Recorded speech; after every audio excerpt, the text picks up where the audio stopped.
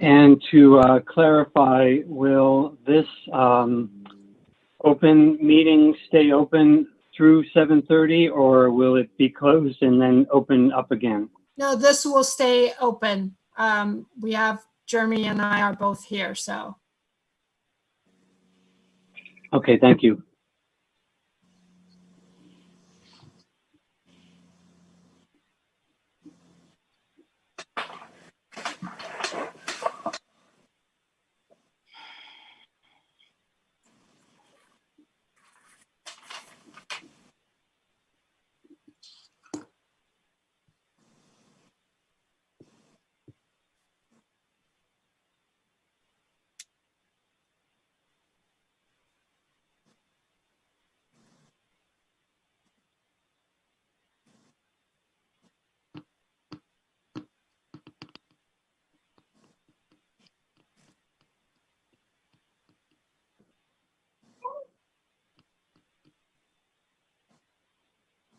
One moment, I'll be right back.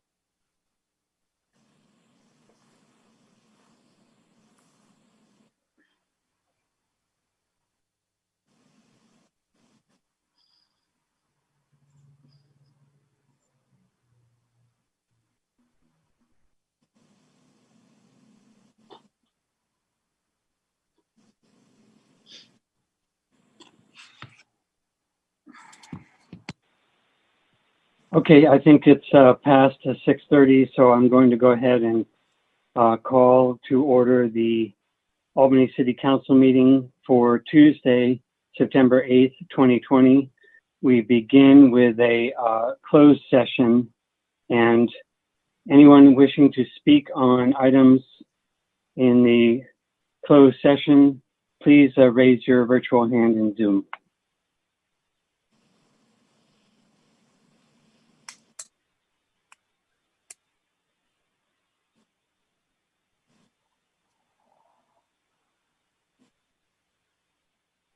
I'm not seeing any hands raised in Zoom. As a reminder to the attendees, this meeting will stay open, but the open session of the City Council meeting will start at 7:30.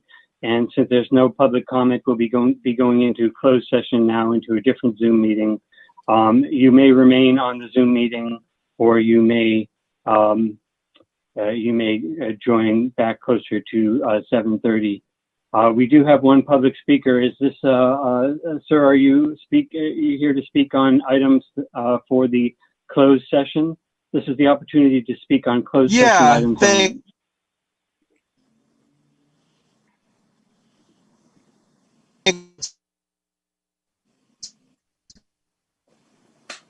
We are not able to hear you very well. I just would like, when you close it.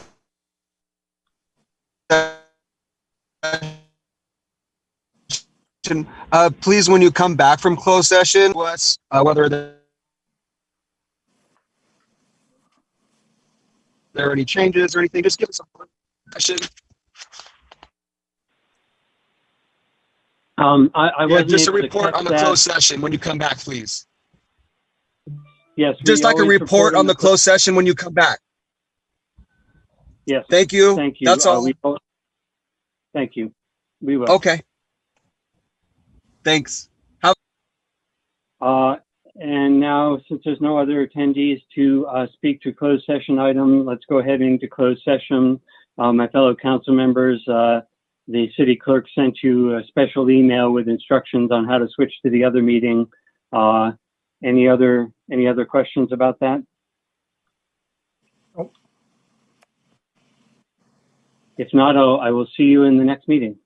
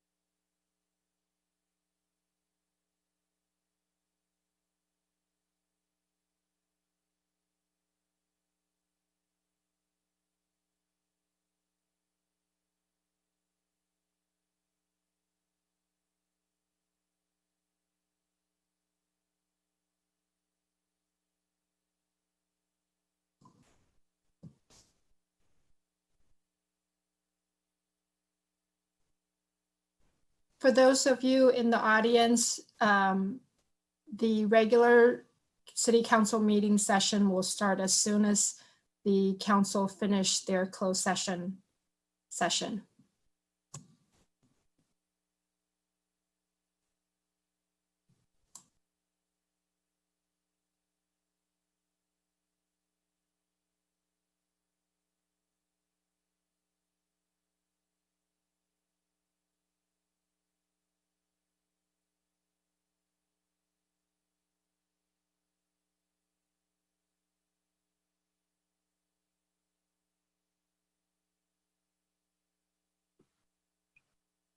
Yeah, I made it.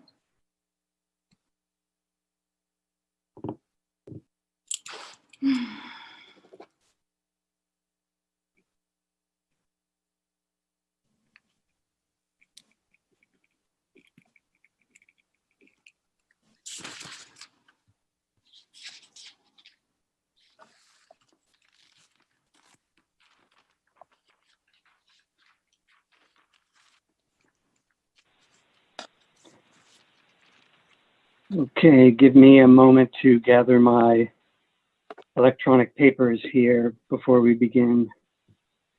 Nick, I have a very brief statement in ceremonial matters, if I may. Sure, certainly. Thank you.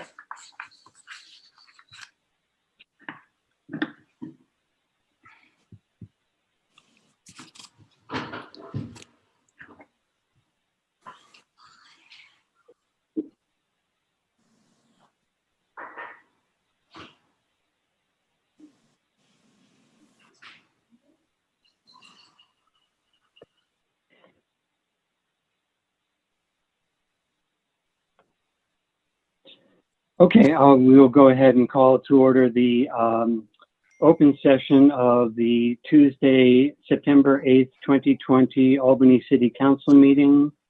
And we will start the open session with a call to order and a pledge of allegiance. And I will go ahead and lead the Pledge of Allegiance. Do we have a flag? Thank you. Thank you, staff, for that. I pledge allegiance to the flag of the United States of America and to the republic for which it stands, one nation, indivisible, with liberty and justice for all. And I believe our next item is roll call. City Clerk, please. Councilmember Barnes. Councilmember Moss. Here. Councilmember Nason. Here. Vice Mayor McQuaid. Here. And Mayor Pilch. Here, and I apologize. I did not notice that Councilmember Barnes had not yet reached us. Has anyone heard from him? Perhaps technical difficulties? Seems like it was only yesterday I saw him. Okay, well, let's hope he's joining soon. And we have the next item is ceremonial matters. At number 3, there's nothing on the agenda, but the Vice Mayor would like to say a few words. Thank you, Mayor. Well, we're back, and the COVID pandemic rages on. So please wear your mask, practice your social distancing and good hygiene. We can defeat this virus with taking these simple steps. It's so important for all of us to be patient with one another now. I can't imagine how hard it must be to be starting school as a kindergartner or starting any new school online, or how difficult it is to be the parent of these students, or the teachers who want so much to give the students everything they can, but they're being kept away during the virus. Let us lift each other up with grace and patience during this difficult time.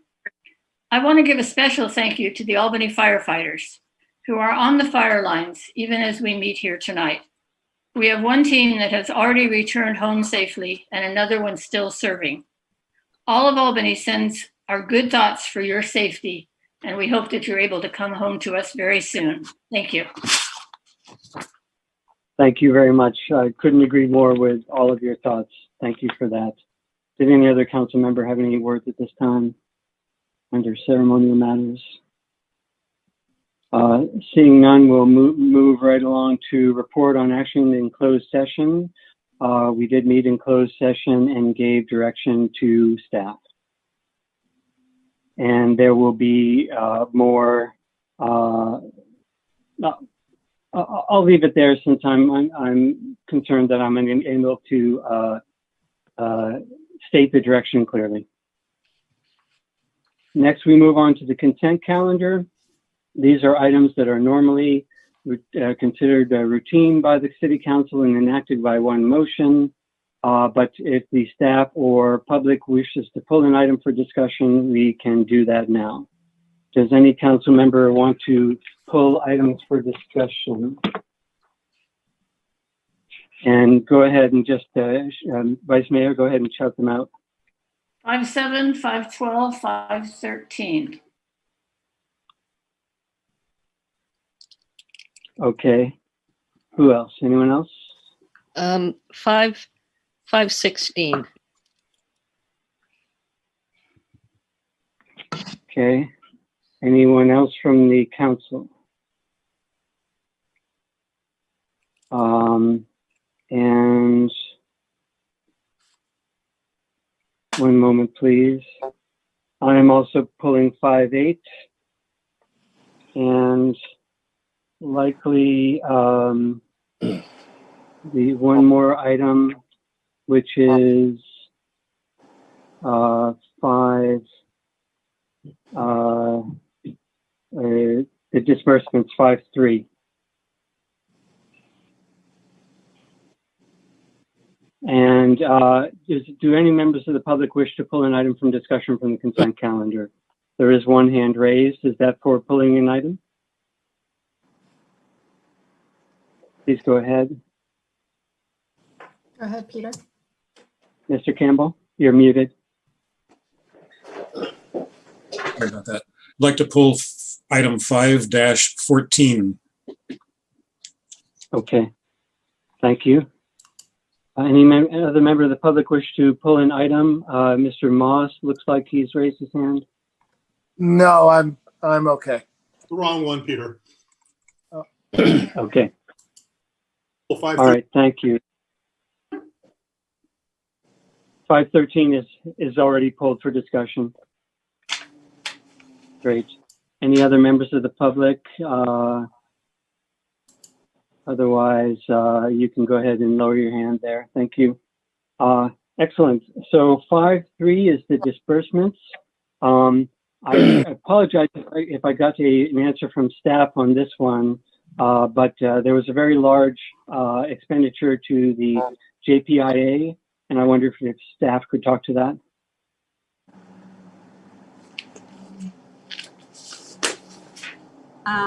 Yes, so that is just our annual insurance payment. So that's the, yearly general liability, cyber, community, our disaster recovery, all the things that our insurance company, that's a one-time payment every year. Okay, and that was over $1 million, if I have that correct. Is that Correct. right?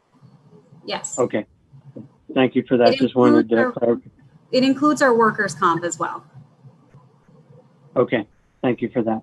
Mm-hmm. Okay, that's all. I just wanted a clarification on that item. Thank you for that. We can move on to item 5-7. And I can't remember who pulled that. Vice Mayor, perhaps? Yes, I pulled that one. Thank you. And I see Chief Calkins is here. This certifies the inspections were done, but it doesn't address any issues that were found.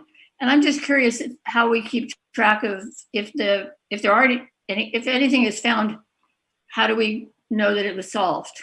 Or I guess resolved is the word. So can you hear me fine, Vice Mayor? Yes, thank you. So we have all the inspection records, when it was initially inspected, when the violation was found, when the property owner or resident was notified, and we follow up on these issues until they're resolved. The state has requested that we, for budgeting purposes, advise you that we actually are getting all the inspections done and how many that we have. And we do more than what's required by the state in there, but the report just advises what's mandated by the state to do inspections. But we have all the inspection records with all the information that you were asking kept in the office and files by address. Great, thank you very much. Thank you. Thank you. And I had a question about that now that you've brought it up. I asked staff over email whether or not that included the short-term rental units such as Airbnb, and it does not, is my understanding. So just to clarify, Chief Calkins, we're not required to do those inspections for the short-term rentals. We are not required to do them for the short-term rentals unless they are 3 or more units. We did do a cross comparison about a year ago, seeing if any 3 or more units were in the database that the city has for Airbnb or similar type companies. We did find one that was listed on as a short-term rental and was also listed on our annual inspections of 3 or more, but there's only one that was in there out of the many that the city had in there. So apparently this property was listed in both. So we did inspect one that was on Airbnb, but we have no way of knowing what properties are Airbnb because we don't get that information. We do the ones that are required for by the state that are 3 or more units. Okay, thank you for that. Did any other council member have a question or comment about either 5.3 or 5.7? Yes, Councilmember Barnes.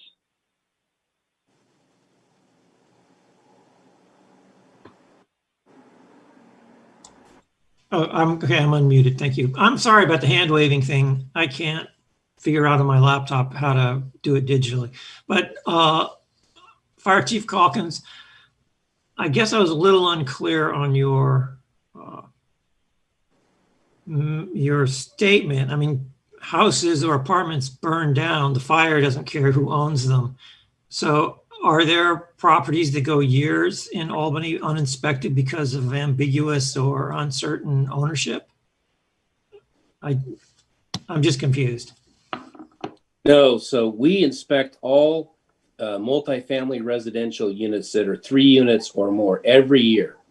If they're vacant, we inspect them. So they always get an inspection by the fire department.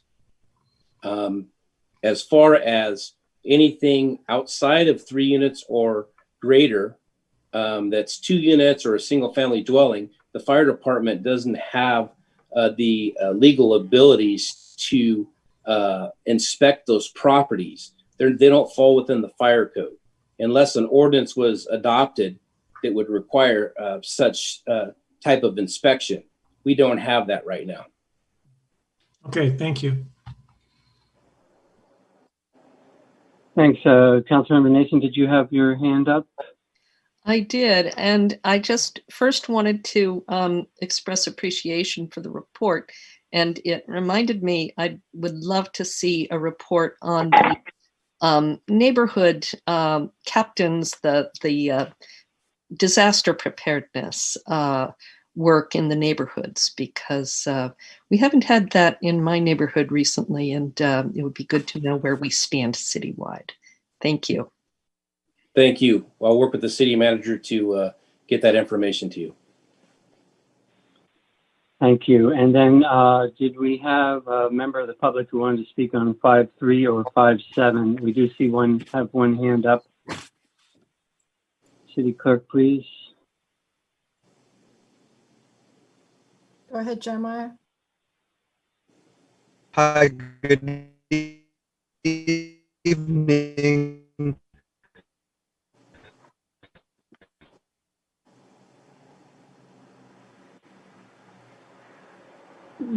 If there's anything you can do to make your audio. I noticed you said that I kind of caught that. Yeah, right. So what if you have somebody that lives there for 8 to 10 years? Is that clear? Coming in clear, right? Now I think if you start over again, now it might be okay.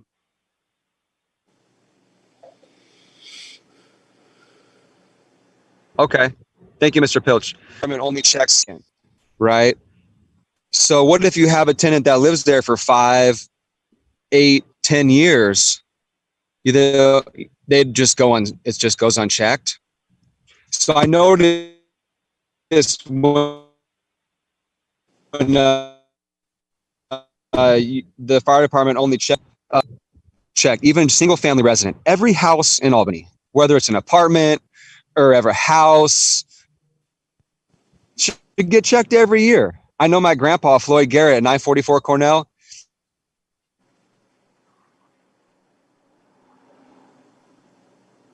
He's got a fire extinguisher right in the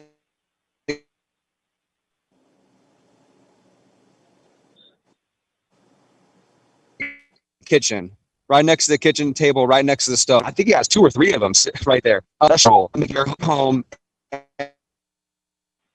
every year needs to get checked off, and every business. You're not really checking anything slide and getting away with it. That's unchecked. So please, I make a motion.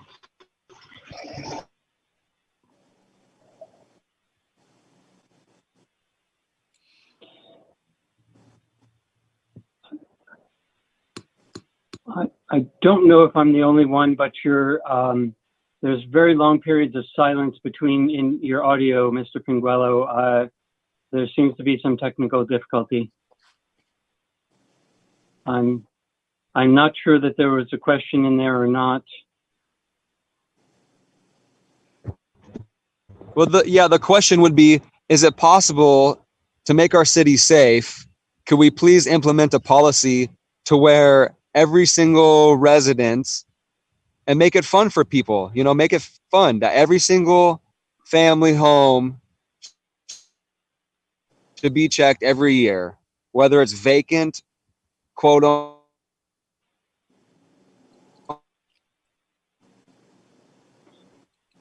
Okay, your time is up, and I think we have the gist of your request. So thank you very much. Or not, every apartment should be checked. At least they should have a fire extinguisher, please.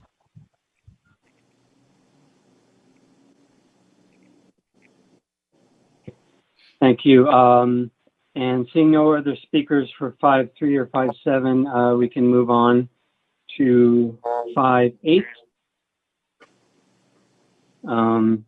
And 5.8 was pulled, I believe, by myself. And so I did communicate with staff a bit about this item, and staff gave me a very detailed response about this. I just wanted to say 2 things about this. Wanted to ask, and apologies if I missed this in email again, if staff was going to pass this by the Transportation Committee, and whether what they saw that the current timeline for the Adams Keynes pilot projects were. And I don't know if we have staff here that could speak to that. Yes, I'm here. This is Mark Hurley, Public Works Director. Good evening, Mayor and Council. With respect to running it by the Transportation Commission, we're happy to discuss it at the next meeting. That shouldn't be a problem. I don't have a timing for the Keynes Adam project at this point. Again, we can discuss that in the context of the upcoming CIP, and we can get that information out to the public. Okay, thank you very much for that. Any other questions or comments from council members on that? Nick, yes, I have a question. I'm fine for Mr. Hurley to take it to transportation, but if we pass it tonight as part of the consent calendar, that's the grant we're applying for, right? It's not going to. We don't have time for it to come back with any modifications, so it would go to them as an information item. That's what I would intend it. Yes. Great. Thank you very much. Did anyone from the public want to speak on this item 5.8, which is the grant to Alameda County Transportation Commission for a COVID-19 rapid response bicycle and pedestrian projects grant? Seeing no members of the public, I'll go ahead and move on to the next item, which is 5.12. Was that your pull as well, Vice Mayor? Yes, it was. Thank you. I think that writing a letter is probably a good idea. I understand, though, that staff has reached out to the county really with not a lot of success. So I'm not sure writing a letter is going to do a lot. And I'm wondering if it might make more sense to, even as we write a letter, but to work directly with Supervisor Carson's office, and probably including both Assemblymember Wicks and Senator Skinner in this process. But I also think we need to have a conversation on some level as to exactly what it is that we want, so that we're sending one message forward. We're not sending a variety of messages. And I'm also curious about the timeline. It mentions in that report from the city of Berkeley that they will provide mobile crisis services for an additional year. The letter was written, I believe, in December, last December. So are we going to no longer have access to the mobile crisis unit, say, beginning in January of 2021? So I think, that's an important piece to kind of be thinking about as we move this forward. So I guess the bottom line is I would prefer that perhaps, Mayor, you work with staff to draft a letter to the county, certainly copying the other electeds, and perhaps we reach out to them directly. Yeah, I don't know if Isabel wants to speak to this or not, but I've also been, this is kind of a parallel thing that the SEJC has come up with. I've also been in conversations with staff about this, and in my role as mayor, what I could do. I think you have a very good point, Vice Mayor, that we ought to understand what we do want to do, what we do want to ask for, and have a united front.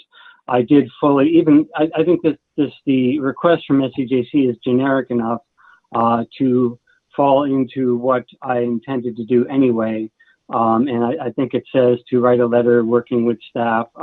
So I don't have a problem with their recommendation, and I actually would love, I'd love to move this forward in a better way. I've established an email list of potential interested parties, but perhaps it would be best to sit down with staff and maybe you, Vice Mayor, and plot out next steps as well. This certainly would only be one small piece of it. I'd be happy to work on that. Okay, great. Thank you. Yes, Councilmember Nason. Thank you. I had the same reaction. I don't think that the council should be writing to the Alameda County staff. To me, it's rare enough that we ask the county for anything in particular, that I would urge you, Mayor and Vice Mayor, to ask Mr. Carson to meet with you and have this, elected to elected discussion that this is, Albany cannot be left without without the mobile crisis help, and it can't be deprived of its share of the funding needed for mental health assistance. So I would take it directly to Supervisor Carson. It's we don't ask for that much, and this we should and could be able to ask for. Thanks. Yeah, I don't think the agenda item precludes doing that, and I certainly agree that that would be something I'd want to do as well. Any other comments from council members? Questions? If not, we do have one member of the public who wishes to speak. Mr. Grossman. Thank you, Mayor. I just wanted to take a moment to stress how important I think this matter is, and the danger that it presents to the city. It's a strange kind of communication, and I wonder how long has the staff been dealing with this if this letter was written in December? Almost a year, and we haven't heard anything about it. I also wonder if this money was not, this came up in a negotiation between Berkeley and the county. It feels a little bit, if you read between the lines, like Albany was a bit of a ping pong ball here in terms of who was going to deal with it or who was going to get the funding from it. What's strange is that for apparently 16 years, the money was going who knows where, paying for who knows what. And I think we're entitled to an explanation of where that money went and what it's been used for. I think, since you've sort of talked a little bit about what's a good resolution here, I think that losing the relationship with Berkeley Mental Health is a severe setback for us. There is no county agency available to people in Albany. Traveling to Oakland for services is, for people who don't have a vehicle, a matter of an hour in each direction at a minimum. It's just not a reasonable solution for people. At a time when Berkeley is just about to open its own wellness center, which is a perfectly wonderful solution in terms of providing services to people, we find ourselves now cut out of access to that and to other Berkeley services and potentially to the mobile crisis team. Unless we fund it ourselves, but where is our funding going that ought to be paying for it? So this is a very strange situation, and it puts us in serious jeopardy. I think we need to move hard and fast to get something to change about this, and I think it's dangerous for us to not have access to Berkeley mental health facilities anymore. And that the fact that this decision was made with no consultation with the city is very troubling. Thank you. Thank you. And we have a few more speakers. Go ahead, Corey. Thank you. Good evening, Council. I mostly want to underscore everything that Commissioner Grossman said, but also to highlight that, yes, I think the timeline is very concerning. Thank you for bringing attention to that, Vice Mayor McQuaid. And that feels like, if possible, the most urgent thing to get an update to the public about if the mobile crisis services from Berkeley are going to disappear at the end of December. I know several people who would want to know that in terms of planning. So I would urge that that piece in particular be figured out and communicated as quickly as possible.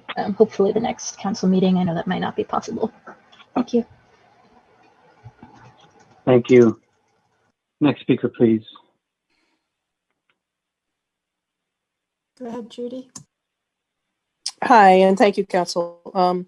I won't need to take my full 3 minutes, but I want to echo what Bart Grossman said. I want to support what Corey Drost said.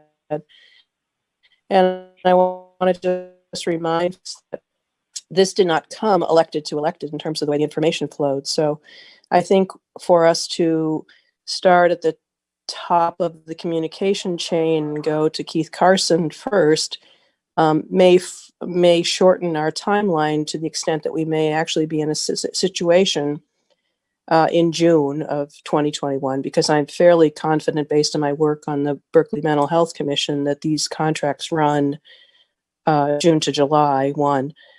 So we'll have coverage January to June, but we still, if we decide that we have to talk to Keith Carson before we start talking to anybody else, we're still behind the 8 ball in terms of whether or not we can actually affect programming changes or hopefully structural changes where we can continue with the city of Berkeley. I would strongly advise that we work with the city of Berkeley through Alameda County, or that I'm not sure how it's going to flow.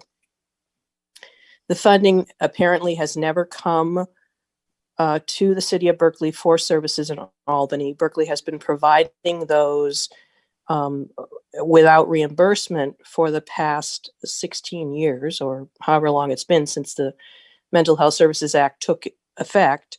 But we are best served, as Bart Grossman said, we are best served by the proximity of the Berkeley mental health programming. And if we can return to that, that would, in my estimation, be the best possible outcome. And in that regard, I think that starting with Keith Carson is starting in the wrong place. We probably should start with Nancy Skinner and ask her why that funding that was presumed to have gone to Berkeley from Albany never actually went there, and what did Alameda County do with the funding? It's a complex situation, and I think we have a lot to do to make it better. So I would encourage the broadest outreach possible. And if Mayor Pilch is willing to write a letter, perhaps a second letter, or copies to others who may be able to effect some changes, would be the most appropriate approach. Thank you. Thank you. And we have one more speaker, I believe. Go ahead, Jeremiah. Thank you. Yeah, so this is a very important thing. We're about to go in a huge recession. People are being evicted, and you're going to have more and more mental unhealthy people going to know what to do with their lives because they're being evicted. They lost their job. In Albany this next year, you're going to be overwhelmed. So Albany needs to step up and have Albany's mental health program. You know, it's obvious. Keep pushing everybody to Berkeley. And I know exactly what happened to mental health in Albany food and housing.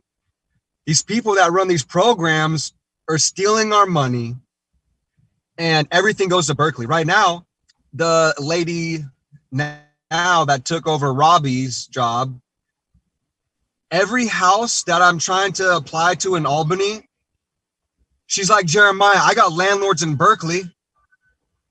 And I keep telling the housing assistance lady, I don't want to live in Berkeley. You couldn't pay me to live in Berkeley. What you're doing, you're trying to make me a resident of Berkeley, trying to get me out of Albany. I'd rather be homeless in Albany than live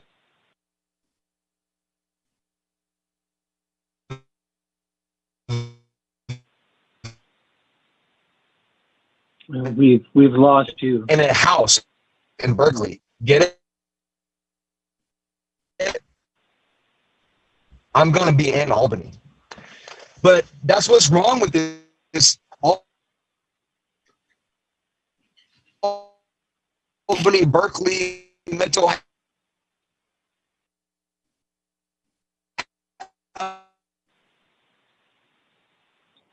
health, Albany food and housing thing. So you're going to have hundreds of thousands of.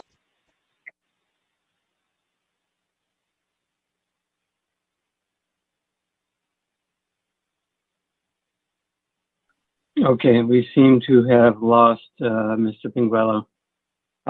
Thank you for your comments. I think I'll just say that I think I can agree with most everything that the speaker said, and myself and staff, and looks like the vice mayor is stepping up too. We'll do what we can to move this forward and to address the questions that have been brought forward. Any final comments from my council members on that?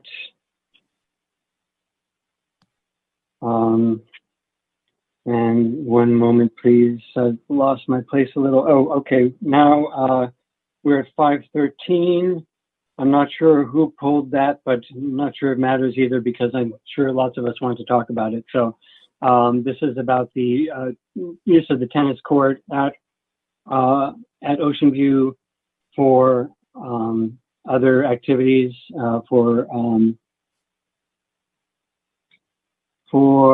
fee waiver for fitness gyms at the tennis court. So staff, I don't know if you want to begin the discussion on this or frame the discussion.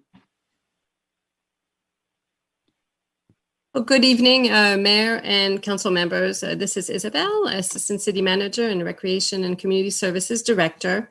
The staff report and resolution regarding the Ocean View Tennis Court address a commercial fee waiver only, and it's for the use of the Ocean View courts by fitness gyms. The fee is not assigned to any other courts in the city and is included in the master fee schedule.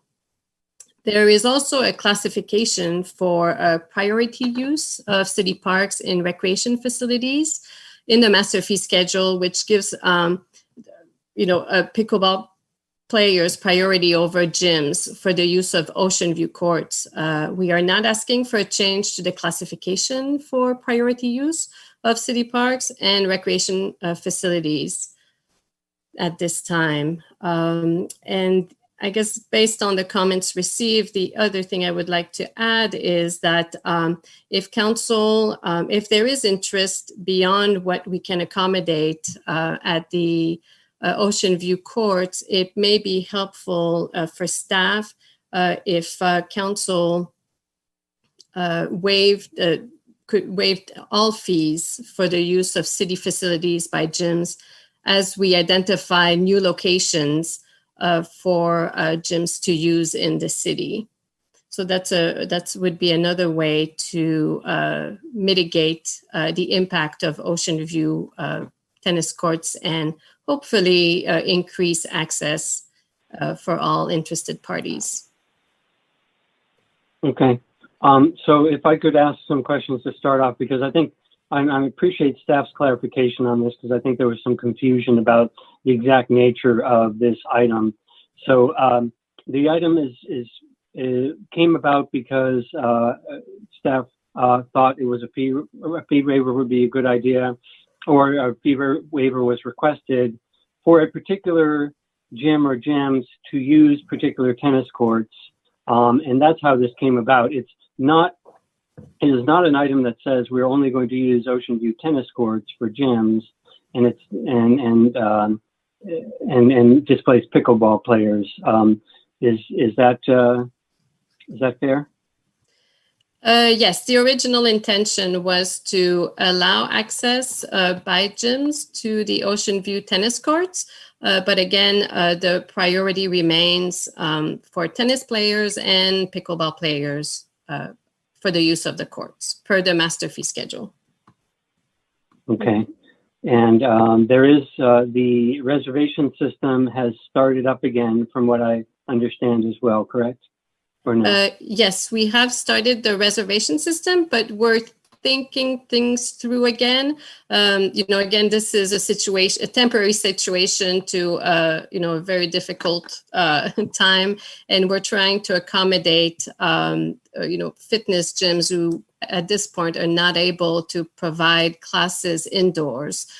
So we are rethinking that process, because we're not sure of how much usage the gyms will request. So what we may do to alleviate and also help us organize the schedule of the courts is we would ask the fitness gyms to submit an application that we already have in place by a certain time, and then gather all the requests, and then review the request and assign time blocks based on what the requests are, keeping in mind that if there are currently reservations for other groups such as pickleball players or tennis players, we would work those requests around those other reservations that we would have. And then again, if the demand for Ocean View courts exceed the capacity, then it would be helpful. We could look at other locations for gyms to have classes, but again, we would need a fee waiver for these other locations in order to be able to move forward. Okay, so we certainly can discuss, the council can discuss whether we want to just kind of a blanket fee waiver. But I'm glad you mentioned that last part, because it does seem, we did get a number of letters wondering why the focus on the Ocean View courts, and aren't there a lot of other places around town where we could accommodate gyms? So I'll stop there and see if I have questions from my council members. Looks like Pete has his hand up first. Councilmember Moss. Thank you. Yeah, the note that you set out earlier today was very helpful in making this clear to me anyway. Just one question. It's in the resolution, but it sort of implies it in the resolution, but it seemed to me that we're being clear that this that we're not doing fees as long as the pandemic shutdown, county shutdown orders are in place, but that this would automatically change once those orders are either gone or the relationship to gyms changes in some way that allows gyms to open up. So I want to make sure that that's clear in any resolution we're passing as we go forward. And the other thing was, it was mentioned, I don't know if it was in the staff report or in the note that you sent out earlier, but that Ocean View Ballpark is obviously being used by the sewer construction folks to lay out pipe and stuff. And so that was sort of off limits for this usage. But, when I drive by there, it looks like they're using just the part of that park that's very close to Buchanan. And there's a whole bunch more of that area that could be used for a pop-up tent to do an organized gym class out of. So I'm hoping that we will start considering some of these other areas that can't be used right now for the sports they were designed for, but maybe of some help to members of the business community. So that's my 2 cents, and just wanting to make sure that as we go forward, the temporary nature of these resolutions is always pretty obvious when we pass them. Thank you, Vice Mayor. You had your hand up. Yes, thank you. Thank you, Isabel. That made it a lot more clear to me, at least. I do have a couple of questions. I'm really glad that we're doing this. I know that through working with the business community that this is something they've been wanting. And, we've done a great job with the restaurants, giving them space in the public right of way. So I'm glad that we can do something on a sort of equal basis for some of our other businesses. As far as the open gyms, I think even when things open up, they're certainly not going to be able to have as many people in the gym as they have in the past. And then I think some people aren't going to want to go back right away. So I'd like to see us give a little bit of flexibility to how long we do this. That perhaps even when people could go back into the gym, we extend it out a little bit longer than that. Are there any permits that have yet been authorized for people to set up? It appears that some people have already sort of taken the liberty of setting up in the park. And my last question was, we had some comments about the reservation system and how it didn't work as well as perhaps we think it does if you can't give your credit card over the phone. I didn't quite understand how it works, but Isabel, perhaps you could address that. And I think that's all my questions right now. Okay, I'm happy to answer questions right now, or Mayor Pilch, or would you prefer that I wait until all council members? I think you can go ahead and address those now, so we don't they don't get lost in the shuffle. Okay. Yes, we did get one gym interested in using the tennis courts, so we did provide a reservation for that gym to set up today and I think tomorrow, and yes, at this time. So that's what was seen today on the courts. And as far as the reservation system, we do have a reservation system that allow online registration. Also, we can take credit cards over the phone. Our system is not very intuitive, and we are looking to upgrade our registration system in the coming year.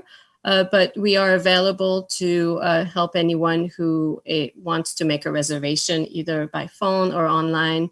They can just call our main phone number and someone will answer, or they can leave a message and we'll return their call as soon as possible. Great, thank you. You're welcome. Thank you. Thank you. Councilmember Barnes, I see you have your hand up. Okay, I'm unmuted. First, I just want to say that I suspect the staff thought the council was getting lazy and they devised a new game for us called Kick the Hornet's Nest. But so far it's working out okay. And I just have three things I want to say. We did go through a similar issue very briefly several months ago with a daycare center wanting to use one of the playground structures at Memorial Park. And I just want to, I remembered that. I want to alert the staff that we had similar issues in the past, just so you might think about how that got resolved and how any of these issues might get resolved.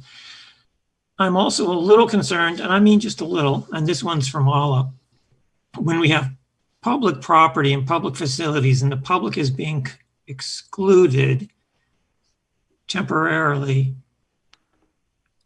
for the sake of a private company which we are subsidizing by not charging fees on the property.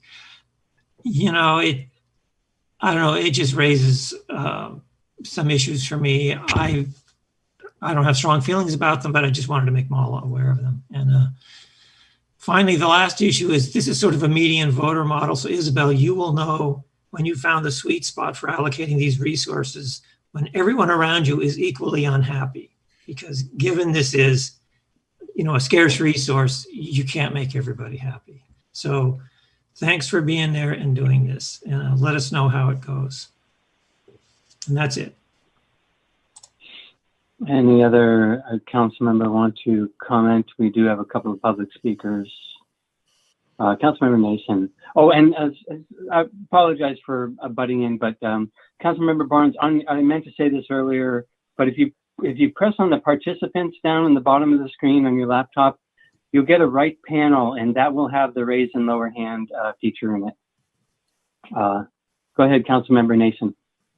Thank you. I just wanted to throw in a good word for the idea of updating our recreational planning. I think that we have a lot of potential spots that we could be thinking about for additional activities, and maybe not necessary to use tennis courts and pickleball courts that are in such demand. Thank you. It sounds like there's someone else who wants to go out and recreate, who's beside you there, Councilmember Nason. So let's go ahead and go to public comment and then bring it back to the council on this one. We do have at least 4 speakers. Go ahead, City Clerk, and would you let speakers in, please? Mr. Martin. Go ahead, Brian. Hi, my name is Brian Martin. I'm a commissioner on the Parks and Rec Commission, and I was just wanted to hear from city staff as to why this item didn't go before the Parks Commission. There might be some really good reasons for that, and it sounds like there are some pressing needs, but I just wanted to hear staff clarify that, because the use of that particular city resource, the tennis courts at Ocean View, was the subject of maybe a dozen meetings over 2 years with some of the most vocal public input we've ever seen. And so I would just like to hear what why there wasn't public input on this at the commission level. Thank you. Thank you. Would staff care to comment on that now, or perhaps we could leave that to the end of public comment? Let's just leave that to the end of public comment and bring the next speaker in. Go ahead, Gemma. Good evening. Yeah, the BART tracks, the BART trail is a great place for recreation, at least for free recreation. There's all kinds of exercise equipment. Yeah, since you did bring up those pipes on the outfield, I did call the fire department and I mentioned, you know, the last thing we need is a child or a dog to think it's a play toy and climb in one of those tubes and get stuck in there, right? So I called the fire department. They said they call the construction and see if they could put some caps on the ends of those pipes. That way no kids or no dogs end up climbing in there, you know, in the middle of the night or when everybody, you know, that's the last thing we need, right? So they said they'll put some caps on it. But, you know, this thing with the tennis courts, aren't gyms by law a gym with health insurance, with insurance, because they offer a shower, right? So are there public tennis courts? Because I've seen people play tennis and when they're done, they're sweaty. So, I mean, it would be nice if you guys could pay $1,000 to get a portable shower. That way after playing tennis, you know, you could just kind of just rinse off. That way before you hop in your car, you know, I mean, what are you guys encouraging? Are you guys encouraging people sports all sweaty and then are in long? When they're in the YMCA, a gym has a shower. That's why they're a gym, because they offer their tenants, but with no shower. Public hygiene is public hygiene for during COVID-19 even on your list, or you guys don't care how sweaty these people are and how dirty they are after using it. So you're gonna have all these sweat. You gotta have a cleaning. They're sweaty when they sit on that bench to relax, but then sitting on that same bench, guys, these benches gonna sanitize in between use. Are you guys gonna monitor this for COVID-19? Are you gonna let this be a COVID-19 hotspot free for all, unmonitored? I'm just saying.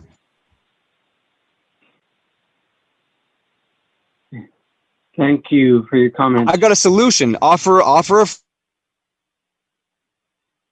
free shower. It's only $1,000, or you can get a grant for. Your time is up, Mr. Next speaker, please. Go ahead, Bart. Yeah, can you hear me? Yeah, I'll be very quick. I do share some of Councilmember Barnes' concern about allocating public space to a private organization for free, and especially if it limits use by citizens. But I'm more concerned about the possibility, and it hasn't been discussed, of this being a cost for the city. I'm wondering about the liability situation if somebody were injured on this court, for example. And I'm wondering about the maintenance, if there's any damage to the court. It seems to me there needs to be some provision made so that at least it doesn't cost the city money. Thank you. Thank you. Next speaker, please.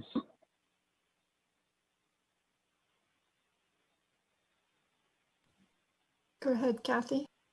Hi. I'd like to say a few things about the fundamental premise that the pickleball players can resolve this issue by paying to reserve the courts and thus blocking the fitness people from being able to use them. We are not anti-fitness people, but the concept of our buying our way out bothers me.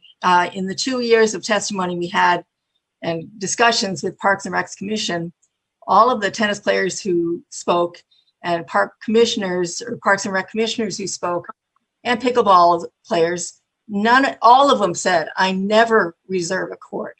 So why should pickleball players suddenly have to pay their way to use a court when the tennis players typically don't? It's a recreational thing. You don't have to pay to use a basketball hoop. The second idea is the cost. If we decide to reserve a court, the cost essentially has doubled for us because the current cost is $8 per court per hour. We used to play 4 doubles, 4 people playing for an hour, and that's easy enough to split $2 a person. Now, since the new COVID rules require us to play singles only, we can only have 2 people on a court. We'd have to reserve both courts. And so, in effect, the cost is doubled. Expecting us to pay is really, I feel like, discriminating against pickleball players who are mostly senior citizens on fixed income, and this is their sole means of exercise. Finally, again, if I decided to reserve a court, I tried to do that today because we want to play tomorrow at 10:30. I did find the online reservation system. I did try to block. We only wanted it for an hour and a half. The system forces you to pay for 2 hours. I tried to make a reservation and I got to the point where it says your permit request is in review. So I wasn't able to pay for it. I then called the Parks and Rec office and got to voicemail, and the voicemail box was full. So we're stuck. Our playing pickleball is a more spontaneous decision. We don't decide today that we're going to play every Tuesday and Thursday for the next month and pay ahead. This is in contrast to the way the fitness groups might be reserving. They might be blocking a month in advance. We decide the night before that it's not too hot, it's not too smoky. Let's play pickleball tomorrow. So it's just an imbalance and basically an unfair setup, we think. Thank you. Thank you. Next speaker, please. Mr. Moss. Go ahead. Good evening. I've listened to some of the other people comment. I have a couple of comments that are in a similar vein. I, for one, would like to see the council in this proposal or this proposition put a time limit that it come back in front of you with a report in 90 or 120 days, not at the end of when COVID ends, so that we can look at overall how the reservations working, how the facility's working, whether there needs to be any tweaks to it. So it might be a good idea to review this and then modify it sometime in the future, either December or January. I think it also, for gyms, I really don't have a problem with the gyms using it. We struggled with this for years about casual uses versus private schools or recreational uses coming in and using the facilities without reservations. I would like to see that we start with half the tennis courts being reserved for gyms to see, do they really need the whole tennis courts? Because if they do, they've got to tell us how many people are going to be there and what size classes they're going to hold. I'd also like to see them mandatory, required to provide written waivers, similar to what Berkeley does when you go on the pickleball courts there. And also, I would like to see that there be some process for the gyms to clean the courts, the handles, the benches, whatever people touch before they leave. It should be part of their responsibility to maintain a safe environment there by cleaning up after themselves. I don't think I think it's something we can ask them to do that's pretty simple and straightforward and responsible to both their clientele and the city. I would like to, again, reiterate, I'd like to see a review of this in 90 to 120 days so we can see how it's going and whether we need to tweak it. So I appreciate your time and effort in this and waive the rest of my time. Thank you. And seeing no further public speakers, we can bring this back to council. So I see a couple of things. I'll just posit a couple of things that we could do. We could either approve this item with direction to staff that we want to have the fee waiver apply to all these situations in any other applicable place around town, or we could just go ahead and try to modify the item to specify that we're waiving the fees and under these situations wherever else it might be applicable, or something else. And I don't know if staff has some comments. I see the city attorney would like to make a comment, please. Thank you, Mayor Pilch. It was agendized specifically to the Ocean View tennis courts. So if we want to spread this to other areas, my suggestion would that we bring that back at your next meeting for the other areas. But you could still move forward at least on the Ocean View tennis courts. And Mayor, if I may add to that, one suggestion that maybe Mala, help me out with this, if this is going too far as well, but one suggestion that came to mind in hearing the deliberation on this item is perhaps Park Rec open space. The matter can be referred to that commission for analysis of the utility of other park-like facilities with a recommendation back to the city council. I can explain that the reason it came to you in the form it did was a request from the business community. And that given the pandemic, it's similar to what you saw for the encroachment permits on Solano Avenue, that it's basically a permit application process through administration. And so that's why it came back to the council at the policy level, understood that our parks are well loved. And it may be a good thing to have it go through the commission to really roll up their sleeves and look at available spaces. That will take a little time. So those are things to weigh. Yeah, thank you for that. And I had written it down, but I apologize for forgetting to bring back the notion of the Parks and Rec Commission reviewing this as well. So it sounds like that certainly is possible, and certainly it was just a matter of timing that, and since they don't meet in August, why it hadn't been brought by them before. Is there anyone else who wants to make a comment about this item? We could pass this, and it sounds like we've already given staff direction about what else they might want to come back with, but maybe we need to be more specific about that. So, Councilmember Moss, you look like you were wanting to speak. Well, yeah, I was going to agree with this idea that this is something that Parks and Rec could take on and come back with some particular ideas on during this time of COVID, these health department restrictions, etc., that we do as quickly as we can, as judiciously as we can, look at some of the space that are in parks, tennis courts, etc., and see how those could be used. And where they can help the business community, I'm all for it. I think I was sort of trying to get at this idea that whatever we're going to pass, hopefully, will be of a temporary nature, that we'll have to go back to more regular procedures once some of the restrictions by the health department are gone and people feel safe about going back to gyms. So my sense is that you have, that there is a consensus here as to that this needs to be, perhaps looked at by Parks and Rec. And Rochelle's point that at some point we're going to have to look at this bigger picture. I mean, this was about to come before us before COVID hit, and everything got scrambled. So we're going to have to come back to this.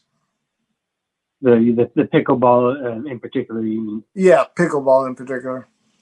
Yeah. Okay. And Vice Mayor, I think you're up next, and apologize if I missed your hand previously. No, that's fine. Well, I'm looking at the agenda item, and all the agenda item, Manuel, correct me if I'm wrong about this, is just authorizing the waiver for Ocean View. So we can authorize the waiver, and then can we still make some suggestions regarding Ocean View?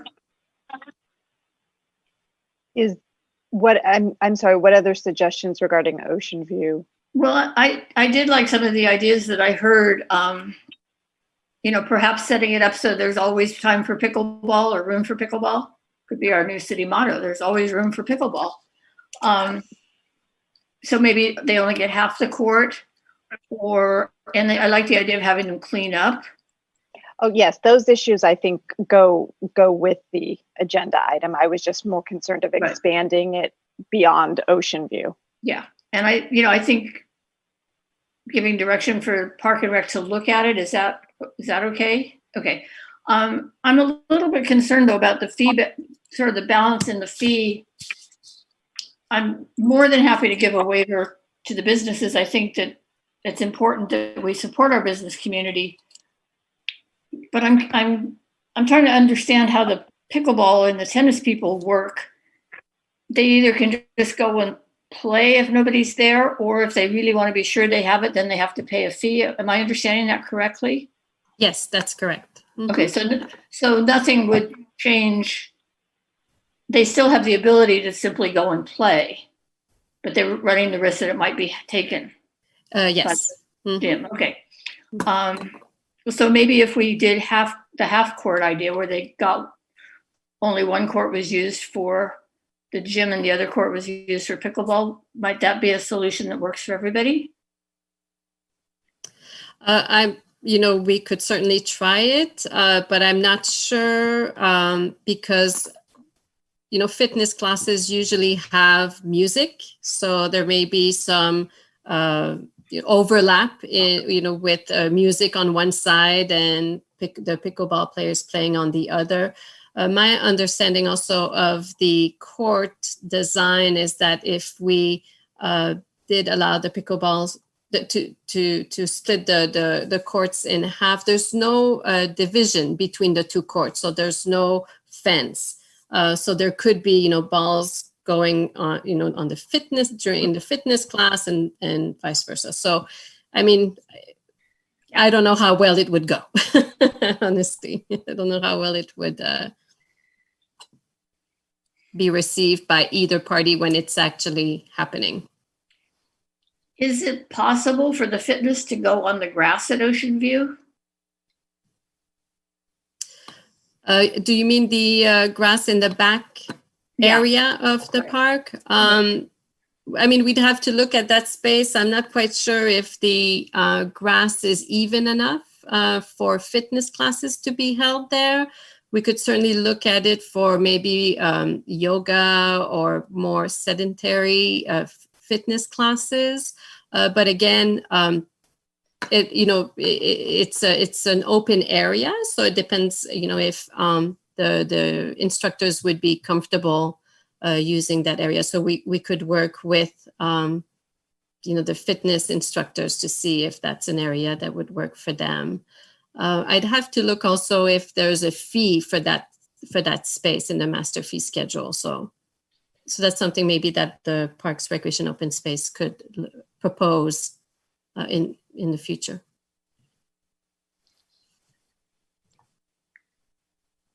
Has there been any thought to using the parking lot at Ocean View? The parking lot right now is being used by the construction crew. So the parking lot is off limits to anyone at this time. Okay, thank you. Mm-hmm. Okay. Okay. All right, thank you, Vice Mayor, and Councilmember Nason has her hand up. Yeah, I just wanted to bring people's attention to the fairly large, open, completely unused and neglected flat space in the Buchanan right-of-way that I think could probably pretty easily be transformed into something that could be used for a lot of kinds of outdoor fitness. And for anybody who's gone out and done yoga on the beach in Southern California. It's a nice thought to have more of that kind of thing going on at the waterfront.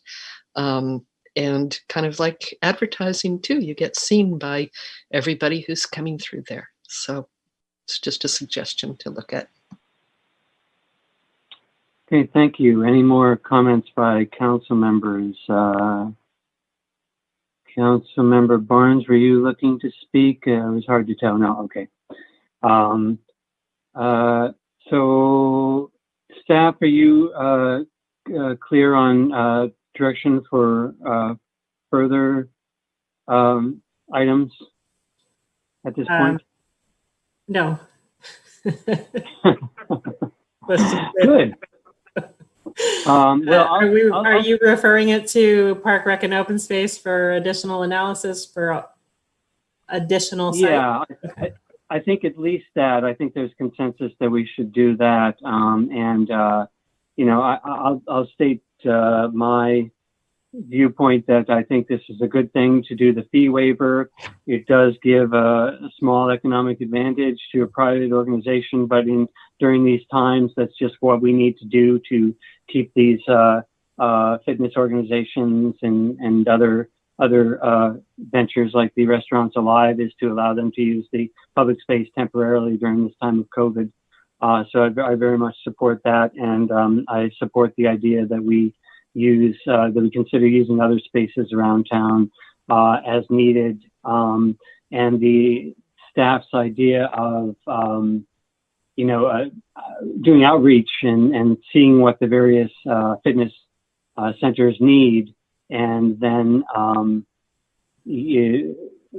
forming a plan based on their needs sounds like a good plan as well. So I think that's it for my direction or my suggestions. Anyone else? Final words? And Vice Mayor, go ahead. Sorry. I'm not quite sure what we've landed on as far as the immediate solution.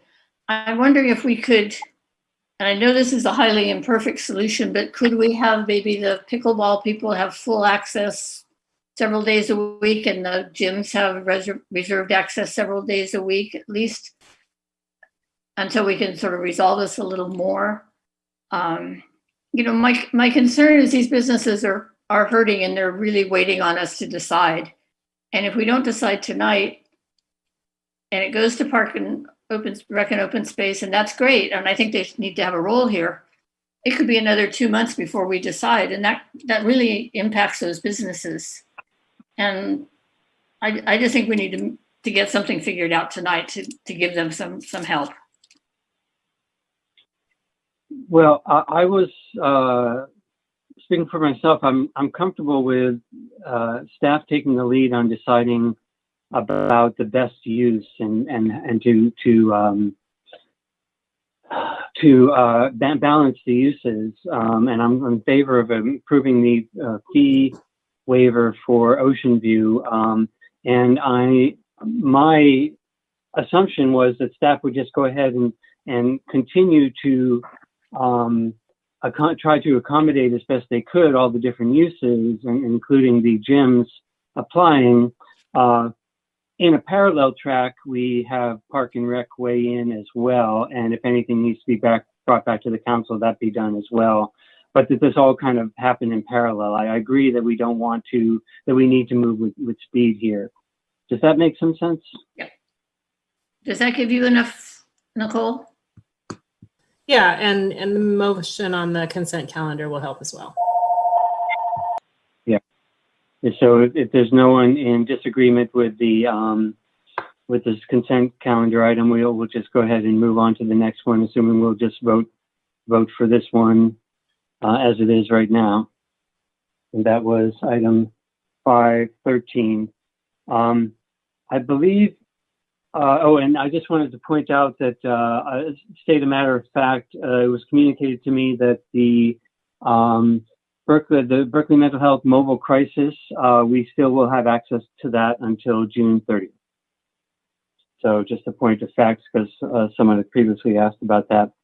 I believe I had asked to pull item 514, but I got information from the staff about that one. I don't wish to pull that any longer. Did anyone else want to pull that item? That was the annual sidewalk rehabilitation contract award. Didn't Peter Campbell pull that one? Oh, I'm sorry. Okay, yes, I better allow for public comment on that. So if there's no council comment on that, Mr. Campbell, are you still here? Would you like to speak on that item? Would you raise your virtual hand if you could, please? There we go. If you could allow Mr. Campbell to speak, please, City Clerk. Yes, thank you. I just have a comment on this item. You know, I occasionally walk around the neighborhood, not frequently enough to see my wife, but I do occasionally. And I include both commercial areas and residential areas. And I notice occasionally that there's a new section of sidewalk repaired, mostly in commercial areas. There's some really serious trip hazards on sidewalks in residential areas, and I hope they're being addressed. Now, when I saw this item on the agenda, I tried to locate where the contracted repairs are, where they are. And I couldn't find anything about what areas were being included in this contract. And I just wonder if there's a way I can find that out, just for my own edification, and also maybe to have future comments on how things are being appropriated. So I checked all of the attachments to this item, and I didn't see anything about where these repairs were going to be. And I looked around the website a little bit, and city website a bit, and I couldn't find anything. So is there a way I can find out where these repairs are going to be made or proposed to be made? Thank you. Thank you for that comment and question. Director Hurley, do you think you could respond to that? Yeah, I'll respond. We will post on our website the locations. We do have maps where this is our third round. We have maps showing the first two rounds and then this proposed round, and we'll get that posted on our website. Thank you. And we have, let's see, one more item. Mr. Campbell, your hand went up again, or was that an error? Oh, it looks like an error. Okay, we have one more. Oh, no, looks like he did want to. Did you want to add just a few words, Mr. Campbell? Yeah, I was just curious what kind of time frame there might be for getting that posted on the website, and how one would find it on the website once it's there. We will try to get it tomorrow, and I think there's a sidewalk. I'm checking right now. I believe there's a sidewalk program under Public Works, and it would be underneath there. Great, thank you. Thank you, Mr. Campbell. So next speaker, please, Mr. Pinguello. Hi, I was wondering, is it possible that the public can still let you guys know of a sidewalk issue that may have been overlooked all this time? I mean, I know a couple right there on Solano and Adams. You got all these white dots, and then right next to 5 or 6 white dots, you got this big old corner of a chunk of sidewalk that doesn't have a white dot. So it's like, it doesn't make sense. But this is actually the greatest topic probably of tonight's city council meeting, because this topic is the one that's going to encourage a healthier community. And this topic is actually going to bring our community together, because once we fix all of our sidewalks, nobody's going to be tripping and falling. Nobody's going to have to go to the ambulance. Nobody's going to have lifelong health issues of cracks in their hips, cracks in their bones. So this is a great topic. Yeah, more public input. Yes, sir. If you got another idea, something that's been overlooked, sure, send it into the city. Let them know where it is so they could fix it. You know, observe and report. I hope that's still available. I know it's round 3, kind of 3 strikes you're out. It's the last round, right? But maybe we need a round 4 and 5, you know, because we're obviously going to miss a lot of these cracks in the sidewalks. Cornell, for instance, right there, 928, 934 or something right there. Between 934 and 936, you got a 8 to 10 inch vertical height difference in the sidewalk right in front of Suzanne's Designs landscaping thing, right? One house over towards Solano. I mean, there's no attention to that, you know, and Solano is obviously a high traffic issue, and this is just a great topic. So if we could fix all of our sidewalks, we're one step closer to creating a healthier and viable business section and community. This is very important. So we need to fix all the sidewalks because we can't have one injury. We can't tolerate one slip, trip, or fall because this is all preventative, right? We talk about preventative. So if there's no cracks or dips in the sidewalk for people to trip over, then there's nobody could sue the city or have any claims. So let's release our liability and fix our sidewalks. Thank you very much. Thank you. And Director Hurley, perhaps you could speak to the best way to report issues to the city. Sure. So let me kind of throw a couple things out there that we have in the mix related to sidewalks. One, we have a sidewalk shaving program that we're doing, and we have the funding that was the grant funding that was approved tonight. We also have in the works a citywide survey of the sidewalks. So the idea is that we will be picking up all the defects throughout the city that we can then prioritize and make sure that we are spreading our rehabilitation dollars equally across different areas of the city. And we definitely want to hit the high, the most egregious defects first. The idea with the sort of multi-level approach of repairing plus sidewalk shaving to prevent small problems from growing into big problems. So, but if you still want to report something, there's the work request or on the service request on the website. That's probably the best way, where it gets logged, and then we can route it to Emil Morales, who's our project manager for the sidewalk program, who's also on tonight if he wants to chime in if I've gotten anything incorrect. Hi, this is Emil here. Good evening, Council. Yeah, as Mark had pointed out, the best and most effective way to reach the Public Works or me is through the service request.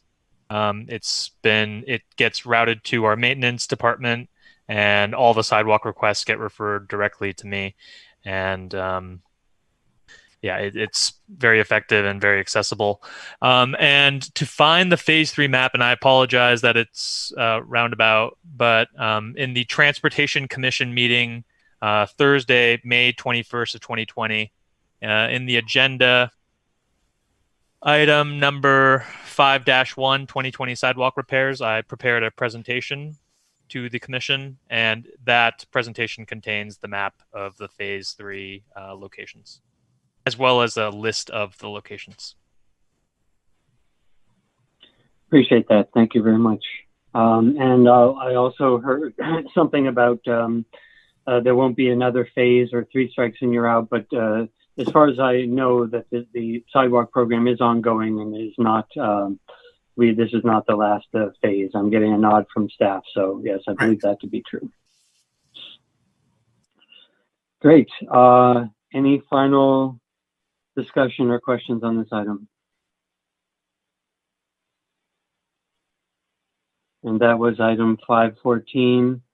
And we'll move on to item 516. And thank you, Councilmember Nason, for catching my my error on 514 there. But 516, I do not remember who pulled that item. Oh, it was me. And I don't want to get into a big discussion of it. It's a state issue of the relationship of the Attorney General's office with the large cities and the counties that institute public interest litigation. But I was a little, I tried to research it a little bit. It's a strange political situation. It's tied to, it appears to have some political tie to the Attorney General's decision to sue Sutter Health rather than taking the lead for the state in opioid litigation some time ago. I just would prefer I just prefer to abstain on this. I don't feel like I understand the politics well enough. Thanks. Okay, thank you. It was a request, just to for some clarification, if it helps. It was a request from the League of California Cities that we send that letter. Yeah, and as you know, I'm a little more skeptical of some of the policies of a pretty conservative organization, the League of Cities. So I'd prefer to abstain. Thanks. Noted. Thank you. Any other comments, questions on this item? Any public comment on this item? Seeing none, I'll bring it back to council. Councilmember Nason, would you like to move with your change or make a motion without 516? Yes, I'll move the consent calendar without 516. Do I have a second? I'll second. Okay, so that's a motion and a second to approve the entire consent calendar with the exception of item 516. Any further discussion? City Clerk, please poll the council. Councilmember Barnes, Yes. Councilmember Moss, Yes. Councilmember Nason, Yes. Vice Mayor McQuaid, Yes. and Mayor Pilch. Yes. Motion carries. I'll move item 516. Do I have a second? I'll second. All right, we have a motion and a second. Poll the council, please. Councilmember Barnes, Yes. Councilmember Moss, Yes. Councilmember Nason, abstain. Abstain. Thanks. Vice Mayor McQuaid, Yes. Mayor Pilch. Yes. The motion carries. Okay. Thank you, everyone, and thanks for the public who participated in our consent calendar agenda items. Next is go to the city public comment for those wishing to address the city council on any item that is not on the agenda. Do I have any speakers for that? I see two speakers. Please, City Clerk, go ahead. Jeremiah, go ahead. Hi, good evening. Yeah, it's a nice day to, would be a nice day to start off with a shower, right? It would be nice to lift each other up, lift everybody up. It would be nice if those showers opened, at least just one person at a time, right? 6 people per hour, start in the morning, it'd be a long day, right? I wonder if, never mind, I'm not going to go there. I just wonder if anybody else but me was asking for a shower, if you guys would actually help. I don't know what it takes, my age, the, ethnic background. I mean, if I was anybody else, imagine a homeless person that couldn't speak up for themselves, that couldn't come to these city council meetings and speak week after week after week for a shower. I see how difficult it is. You make it for a homeless person. I see how difficult you make this for anybody. Look at the time. It's 9 o'clock at night and you finally have good for the city public comment. Do you think anybody at home right now can do this? No, they're putting the kids to bed. They got Zoom school tomorrow. You know, I moved to make a motion. Whatever happened to having public comment, you know, number 3 or 4 on the agenda, right after roll call and pledge of allegiance? You guys make this public comment so difficult for people. I'm usually the only one, right? I mean, come on, you make this so hard. Look at the time. Note the time. It's 9 o'clock at night. You're not making it fair for the public. Everybody's supposed to be asleep brushing their teeth right now. And what, they got to wait the whole time on Zoom, wondering when you're finally going to get to agenda number 6? It takes forever. But I see what you guys are doing. And what's up with this Solano roll? Okay, you're going to have a Solano roll, not Solano stroll, but Solano roll. Okay, I get it. You're going to roll down Solano with all these cars. Are you going to have public safety there? You know, is public safety important? I suggest lowering the speed limit. What is the speed limit on Solano? What is the speed limit? Are you too embarrassed to post a sign? Because it's 25, right? But I don't see one sign that says 25 on Solano because you're embarrassed to post it because it's obviously too fast. But isn't it the law that you're supposed to post a speed limit sign on the street? You got a lot of stuff to do. Thank you. Next speaker, please. Go ahead, Mr. Campbell. Yes, thank you very much. I did send an email to the council, and I did receive a reply from Councilmember Barnes and Vice Mayor McQuaid. Thank you very much for that. My email was requesting information about the rent review program.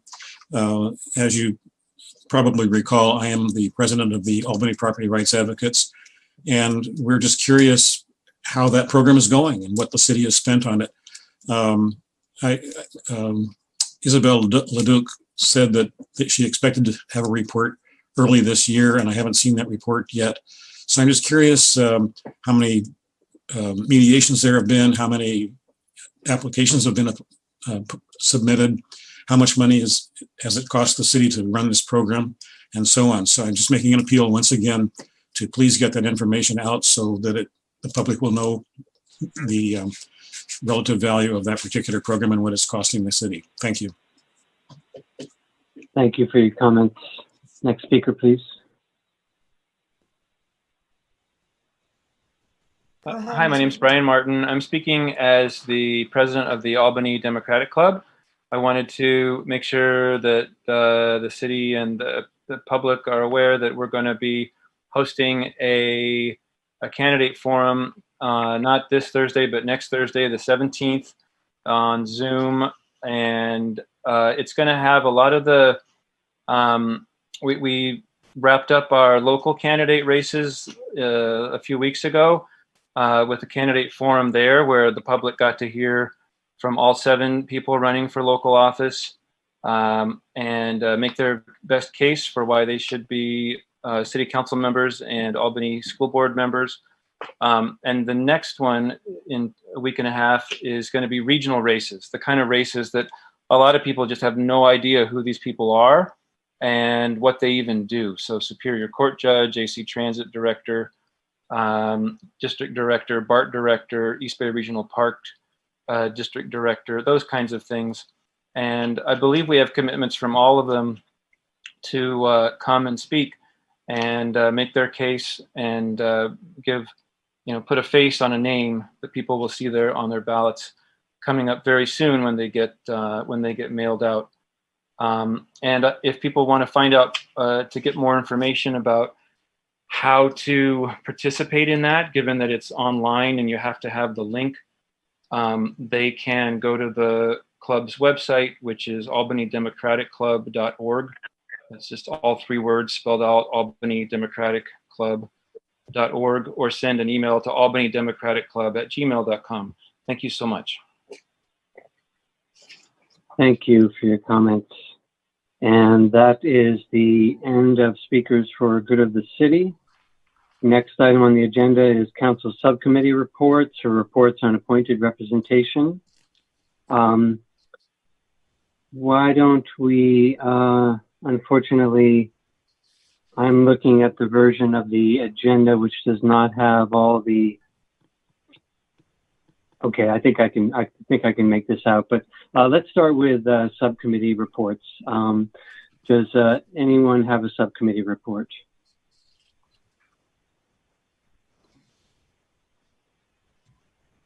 Councilmember Nathan. Mayor, we had our meeting with ACTC staff regarding San Pablo Avenue. I don't think there's, why don't we report at the next meeting, do a short written report so people can just see what, there's nothing urgent or nothing very different from what I think has been reported in the past, but we did meet with ACTC staff and get an update. And let's put something back at next time. Also, oh, go ahead. Oh, I was just going to say, just to quickly add to that, I think the ACTC has found a way to move forward with a project that's difficult given different directions from the different cities. So we can report more on the details later, as you mentioned. Yeah, and I should mention also that Mayor Pilch and I are, it's not listed as a official city council subcommittee, but we were tasked with working on the signage for the Albany Hill Cross, and we have continued to work on that. And we should have something to report at the next meeting as well. Thank you. Thank you. And then Councilmember Moss, you have your hand up? I do, but for the next phase for appointed representation. Okay. All right. And any other subcommittee reports? I'll note that I think the Alta Bates Hospital, we have a meeting coming up on that very soon, don't we, Vice Mayor? Yes. Do you remember when it is? No. Okay, me neither. I'd have to look it up, but it's very soon, we think. It's the 16th. It's September 16th. Okay, thank you for that. I know that I had hoped to get to more back to the cannabis ordinance in the summer, but as someone pointed out previously, the August recess did not feel like much of a recess, and I think we all were busier than we thought we might be. Councilmember or Vice Mayor McQuaid, we should talk about this community inclusivity subcommittee. Seems like we've been doing some of that work already with all the other stuff that's been going on, but we should have a discussion to see the path forward for that. And we mentioned San Pablo corridor project. Okay, so that does it for the subcommittees. Councilmember Moss, you had a report on appointed committee? I do, Mr. Mayor. On the 26th of last month, I zoomed into the JPA that covers a meeting that covers the fields, the Tom Bates Center. It was an informational meeting. We hadn't met in quite a while. Basically, what was happening under COVID restrictions, it's very limited, the usage down there right now. Only pods of 14 or less can go down there and practice. The basic takeaway on that part of it is that whole thing was set up that so that participation and use of that field would pay for the fields. And because of COVID, not much participation or activity is going on down there. So they're like everyone else suffering from income loss to keep the whole thing together. Beyond that, there is still some progress on other aspects that I'm not sure where all the funding's coming from, but there's still an intention to build a field house. And as part of that, a sewer line is being put down further down Gilman, and perhaps a sewer lateral from that sewer line up to where the field house is going to be. I think there were sort of some general inquiries as to how many cities were going to be ponying up for the financial aspect of this. I certainly didn't commit the city of Albany to anything. There was some question about, oh darn, I didn't write it down, but there was a measure that we passed last spring on the state for parks and bond money. And would we have some of that money available? I think Nicole told me it was about $176,000 or $86,000 that I'm not sure we've committed yet, but the Berkeley staff are more than interested to see if we might be able to put some of that in. I think the only other thing I'd want to leave is the next meeting is going to be on December 2nd. I'm hoping Rochelle perhaps or somebody is going to be able to step up and take over this position. Those fields, when they are fully functional, serve an awful lot of people and kids. And going forward, they're, even though they're not in Albany, they serve Albany kids and adults all the time. So we need to keep attention on this. So that's my report. I have it on calendar, even though Michael is your alternate. I'm assuming that for continuity purposes, it would be good for me to be there in December and then be able to, if somebody else does it going forward, be able to pass that along, Yeah, and I would be happy to meet with whoever, after I'm off council to give them my 2 cents of what's been going on down there and what you're going to have to, come up to speed on. So at some point, we probably should have kind of a policy discussion.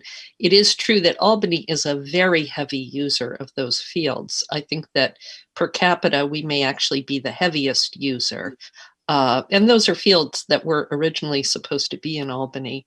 But on the other hand, Berkeley is a wealthier city in many ways, and it tends to have more upscale facilities than Albany does. And we have to look at our contribution to a very upscale facility in terms of, what Albany typically can afford for facilities. Yeah, absolutely. But I would also point out Berkeley has taken over all the maintenance down there. They're not using an outside contractor. So Berkeley is, I would say, stepping up big time in terms of keeping those fields intact. Yes, I would absolutely echo that. Yeah. Okay, thank you. Anyone else with a report on appointed representation? Are we on 7-2? We are on. Yeah, we are. 7. Yes, we did 7-1. We are on 7-2. Okay.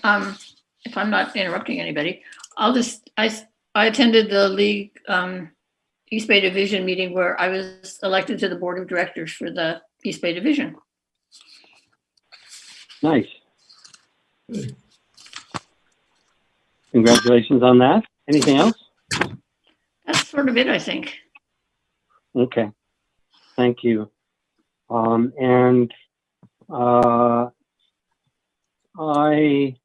attended, or unless you had something, Councilmember Barnes, I believe I attended I went back to my calendar, it's been a while, but I believe I attended the following things in July. A meeting that we've already spoken about with,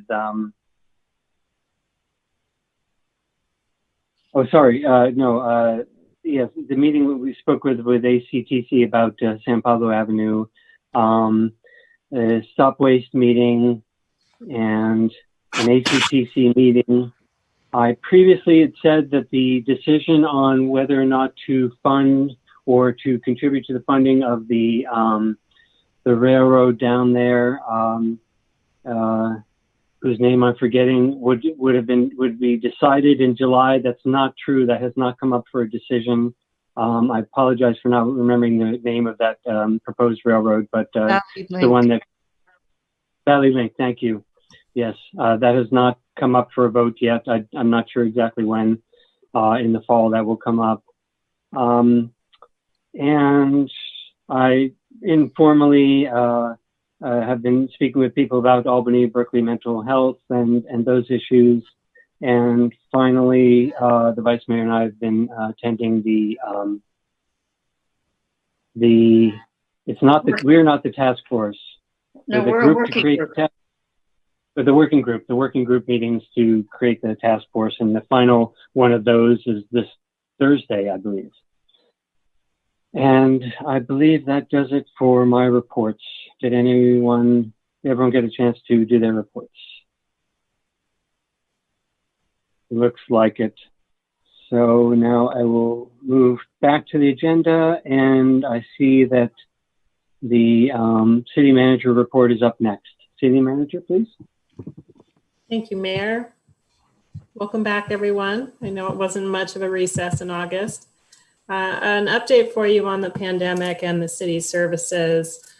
As Vice Mayor McQuaid stated earlier, I'd like to thank our community for continuing to stay positive throughout the pandemic and taking all necessary precautions at this time, as well as patience while we've worked at staff level for city services to adapt to the virtual meeting platforms and transition to continuing to provide essential services through newer means.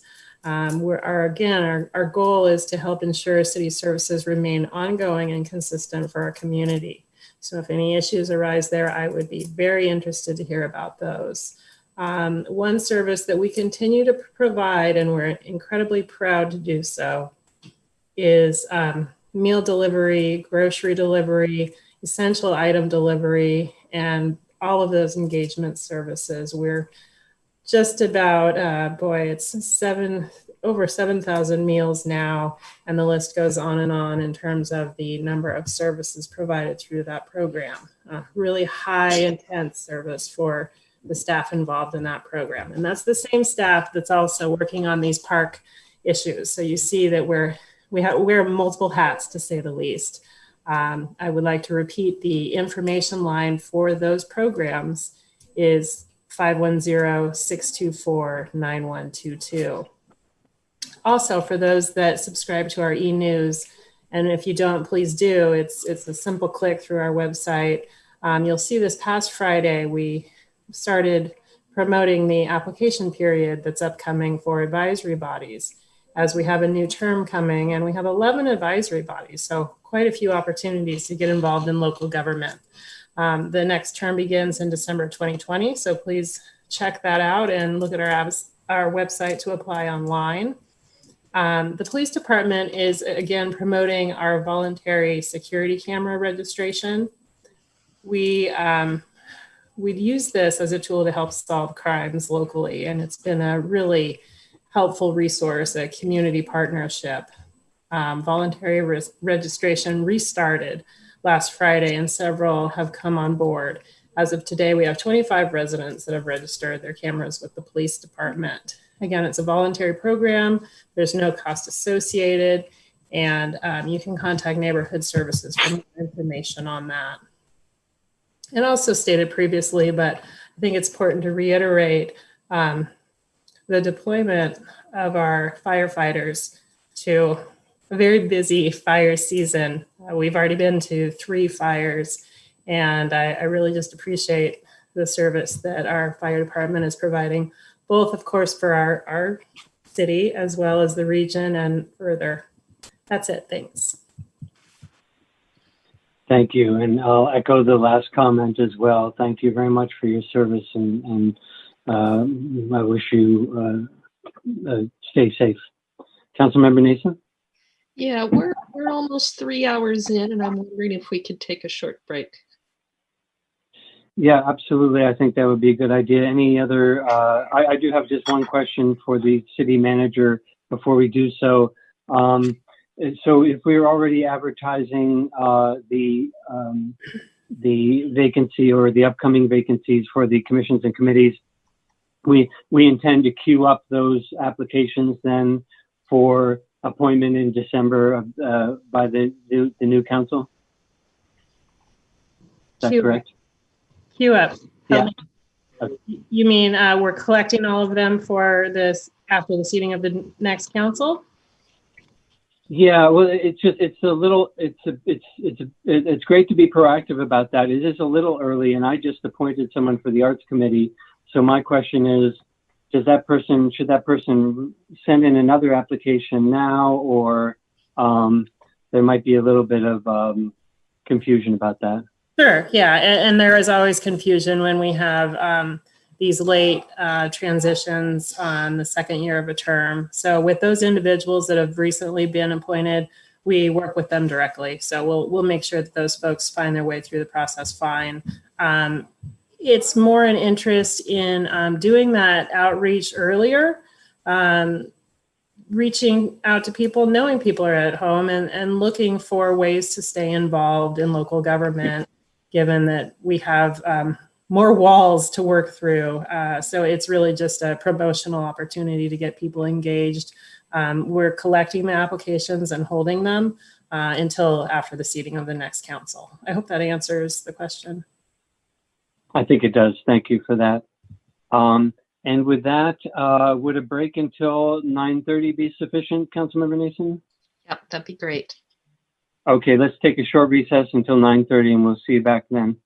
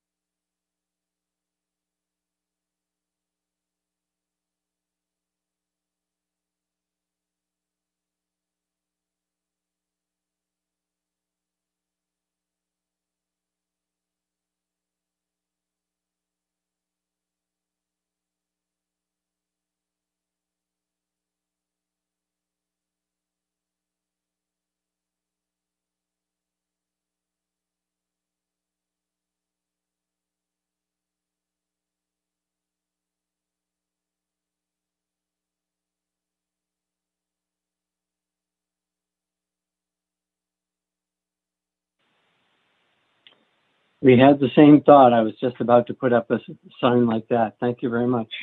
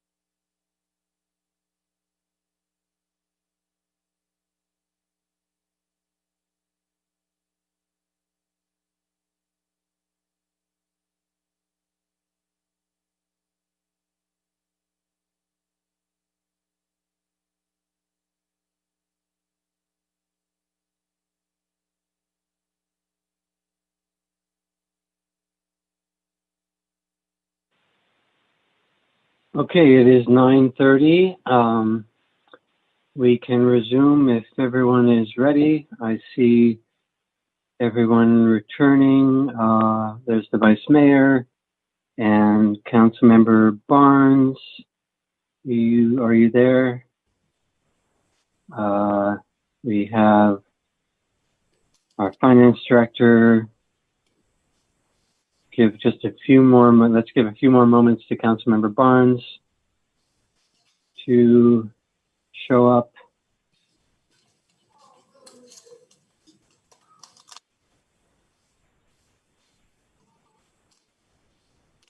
In the meantime, let me review where we are on the agenda.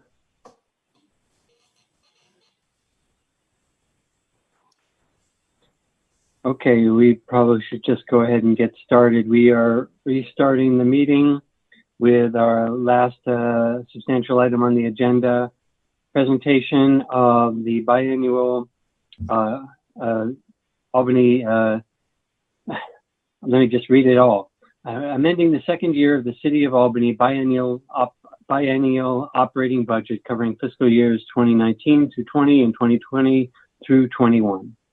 Staff, would you take it away, please? Thank you, Mayor. As you can see, we have the agenda item here for a continuation of your budget discussion over the course of the pandemic. As we've stated previously, we intend to keep this a constant conversation with the City Council to ensure the council and the community are aware of the current budgetary situation of the city, and that we're making collective decisions on how to ensure the continuity of critical essential services.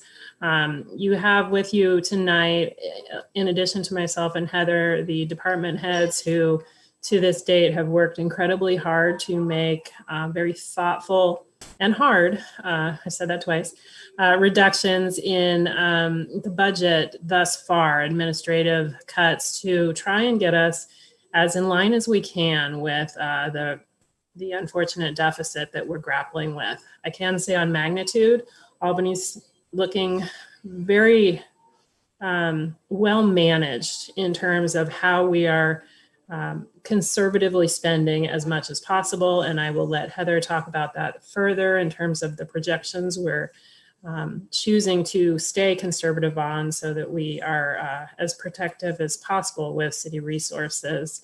But again, this is an ongoing conversation. We anticipate coming back to the council after the November election as well, when we have additional data on projections associated with the pandemic and sales tax, as well as the outcome of our election. So Heather, if you can start your presentation, thank you. And thank you to the department heads for being here as well. I know it's 9:30. Okay, so I'm going to share my screen and I'll share the presentation.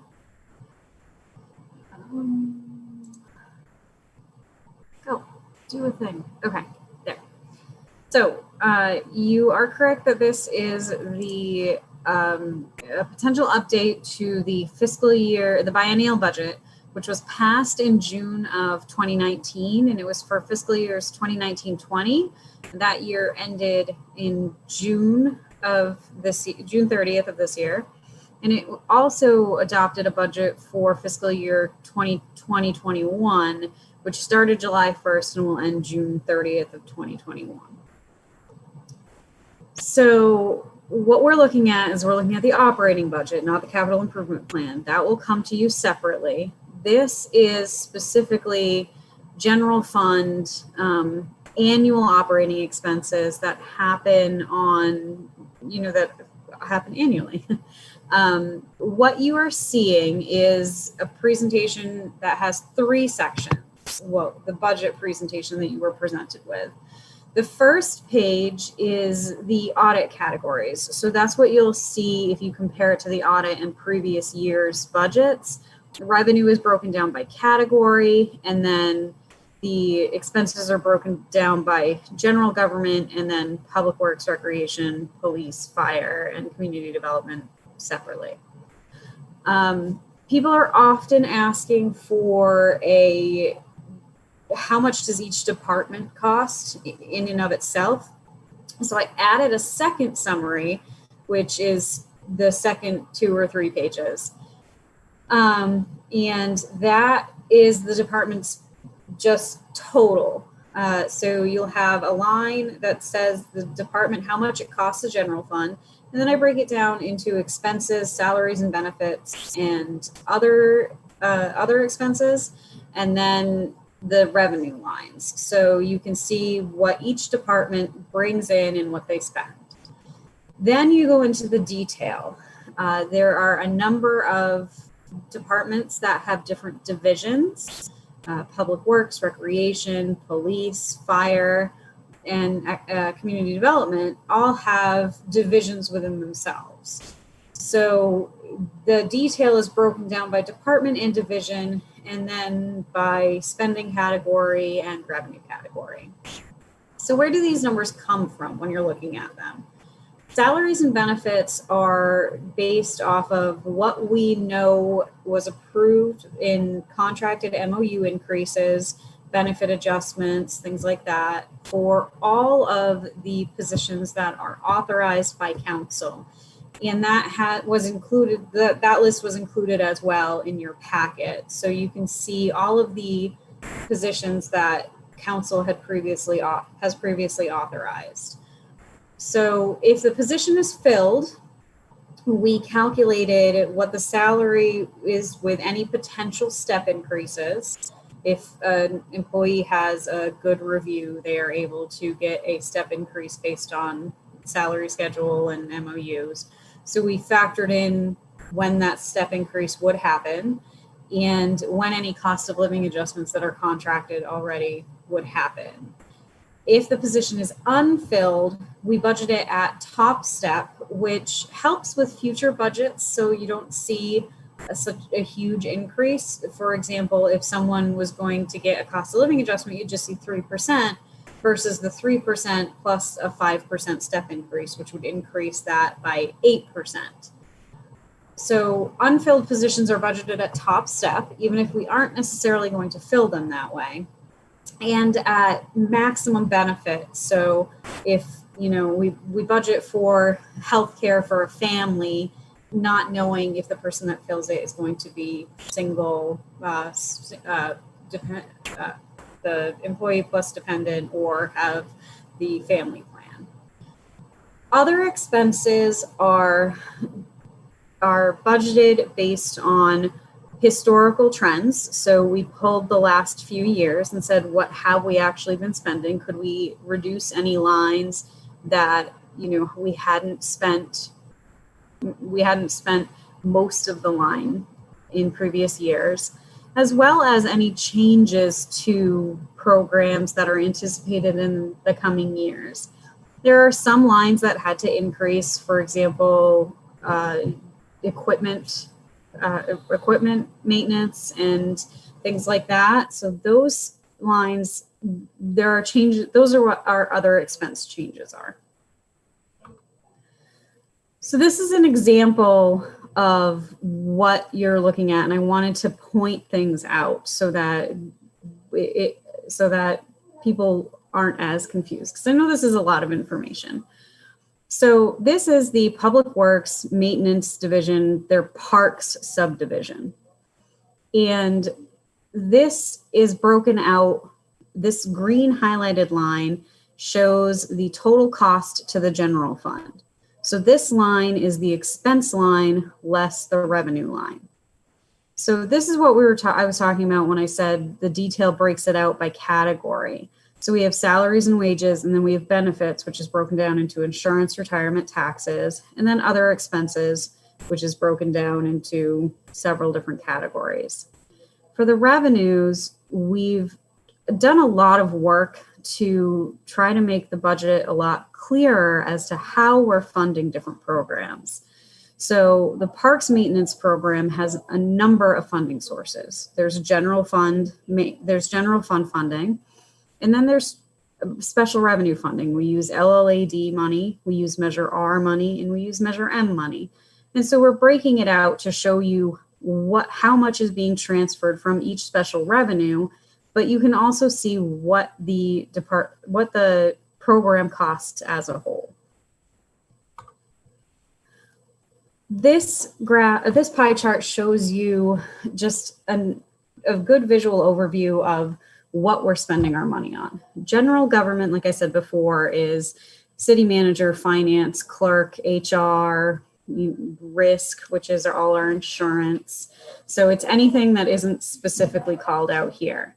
The pension payment is generally considered general government, but because it is such a huge payment, I pulled it out of the pie chart so that people can see specifically how much that unfunded liability is as a part of our operating budget each year.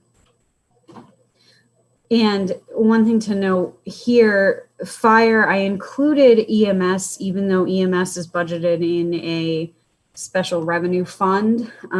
That it's really the cost of the fire department is what's in the general fund plus what's in the special revenue fund. So I included that there.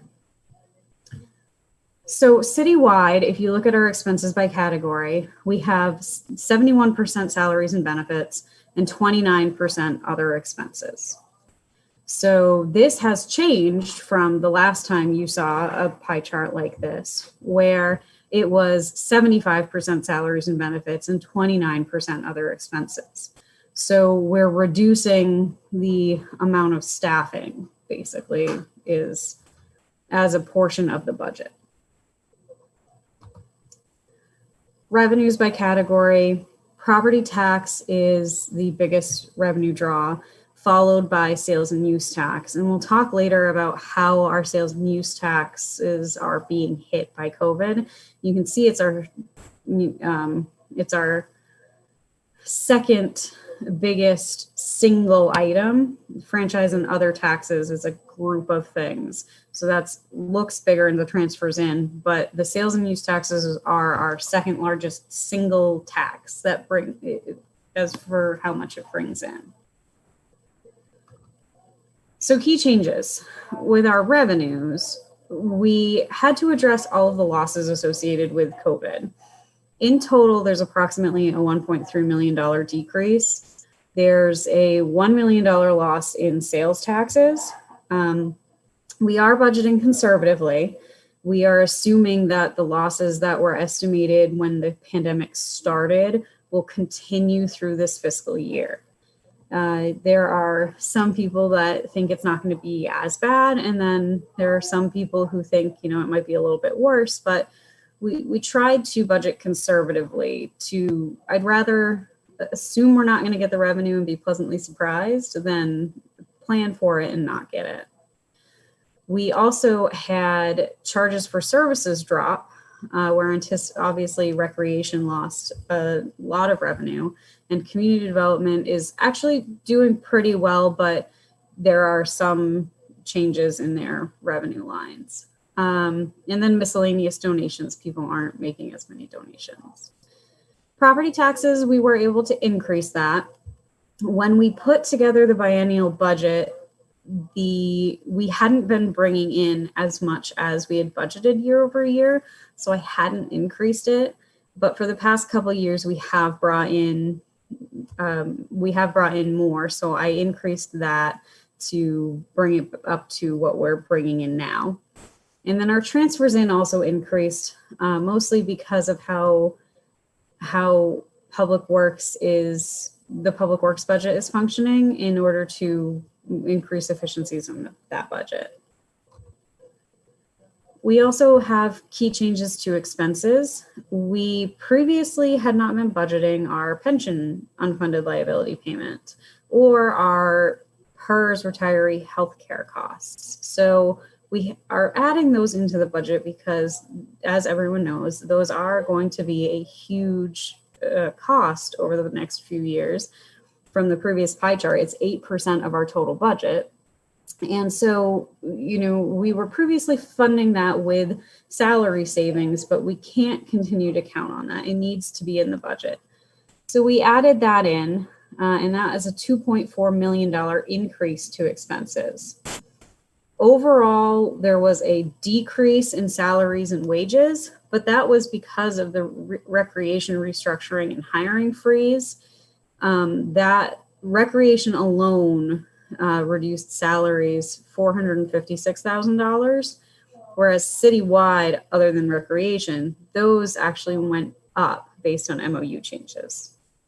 And then professional services across the city, we were able to decrease $311,000 because staff is doing a lot more things in-house in an attempt to save money on consultants and things like that.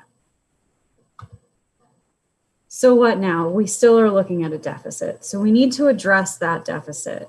Hopefully, and as the way we do that is once we have more of an understanding of how COVID is going to affect the budget, we need to make sure that we make any changes associated with that. Hopefully it's increasing revenues, but it may mean cutting additional expenses. We also need to wait and see what happens with the tax measures. If they pass, it may help stave off some of those cuts, and we can work on additional efficiencies and making sure that the tax measures continue to fund essential services. But we might have to make additional cuts. We also need to plan for increasing pension costs. So we need to start, making sure that where we understand that budget expense is going to increase through 2030, where in theory it's capping out at 5.3 million a year. And then we also need to plan for capital replacements. We set up the budget reserve or the capital reserve plan earlier this year, but we don't really have a way to fund it currently. We took existing funds and allocated those, but one of the big things that a city needs to purchase is a fire truck, and those cost over $1 million. And a lot of times you can get grants, but sometimes the grant doesn't fund the whole thing. So we have to talk about how we're going to save for that. But on the other hand, you don't necessarily save a whole $1 million for a fire truck. You might go out to bond or lease something. So one of the things that I'm working on right now is a debt policy that I would bring to council to address, larger capital replacement plans. So we really need to make sure that we're looking at things long term. And so that is it for that. Did anyone have any questions? Questions from council members?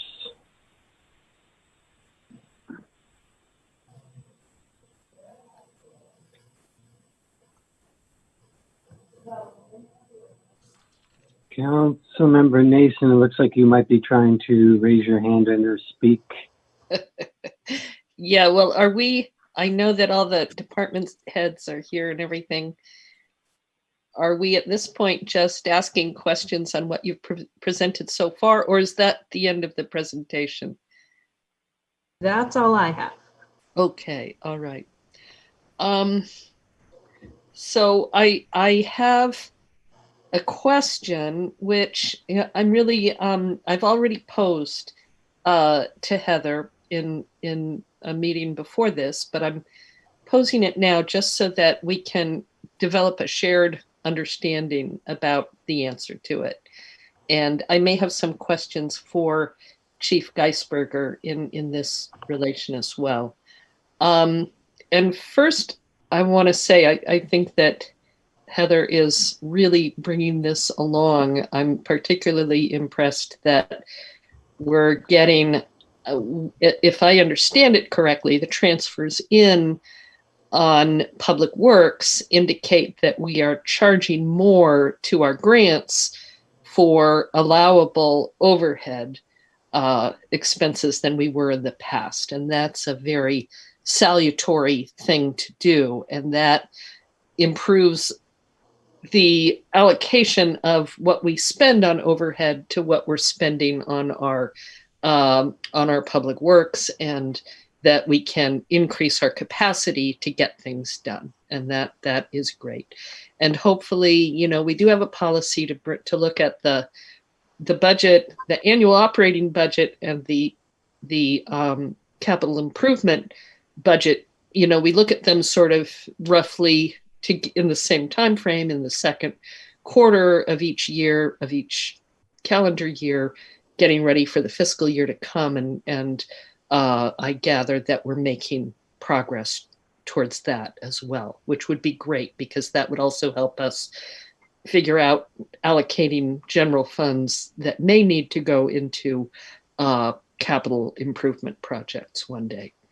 All good. One thing, though, that I'm concerned about has to do with the issue that we talked about a couple of meetings ago with the police department budget, and the police department is our largest expense. We have had this kind of odd pattern where the expenses of the police department have been falling year over year for the last few years, while the budget has been increasing. And that's so that we have these big unspent chunks of money. And now we're at 6.1 million for our most recent fiscal year, but our budget is 8.1 million. That's a big gap in a budget this size. And I think we do need to understand it a little bit better. And I'm not coming at this from defund the police perspective. I do believe there are things that I'd like to see us do more on in the police department with, having perhaps more communications, more training of certain kinds, more, maybe more in the area of safe routes to school. There's all kinds of maybe better reporting of criminal activity, in town, easier, a better format for those reports. Those are all things that I'd love to see us, one day be able to fund our police department to do. But right now we have this strange gap between what we're actually spending and what we have budgeted. And I have several questions about that. And one is, and first of all, I do understand the answers that we've been given, that is the authorized, we have a lot of authorized positions that we have been unable to fill.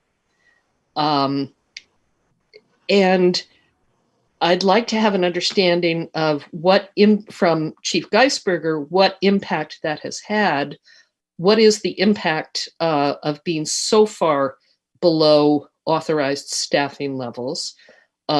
Is it affecting our public safety?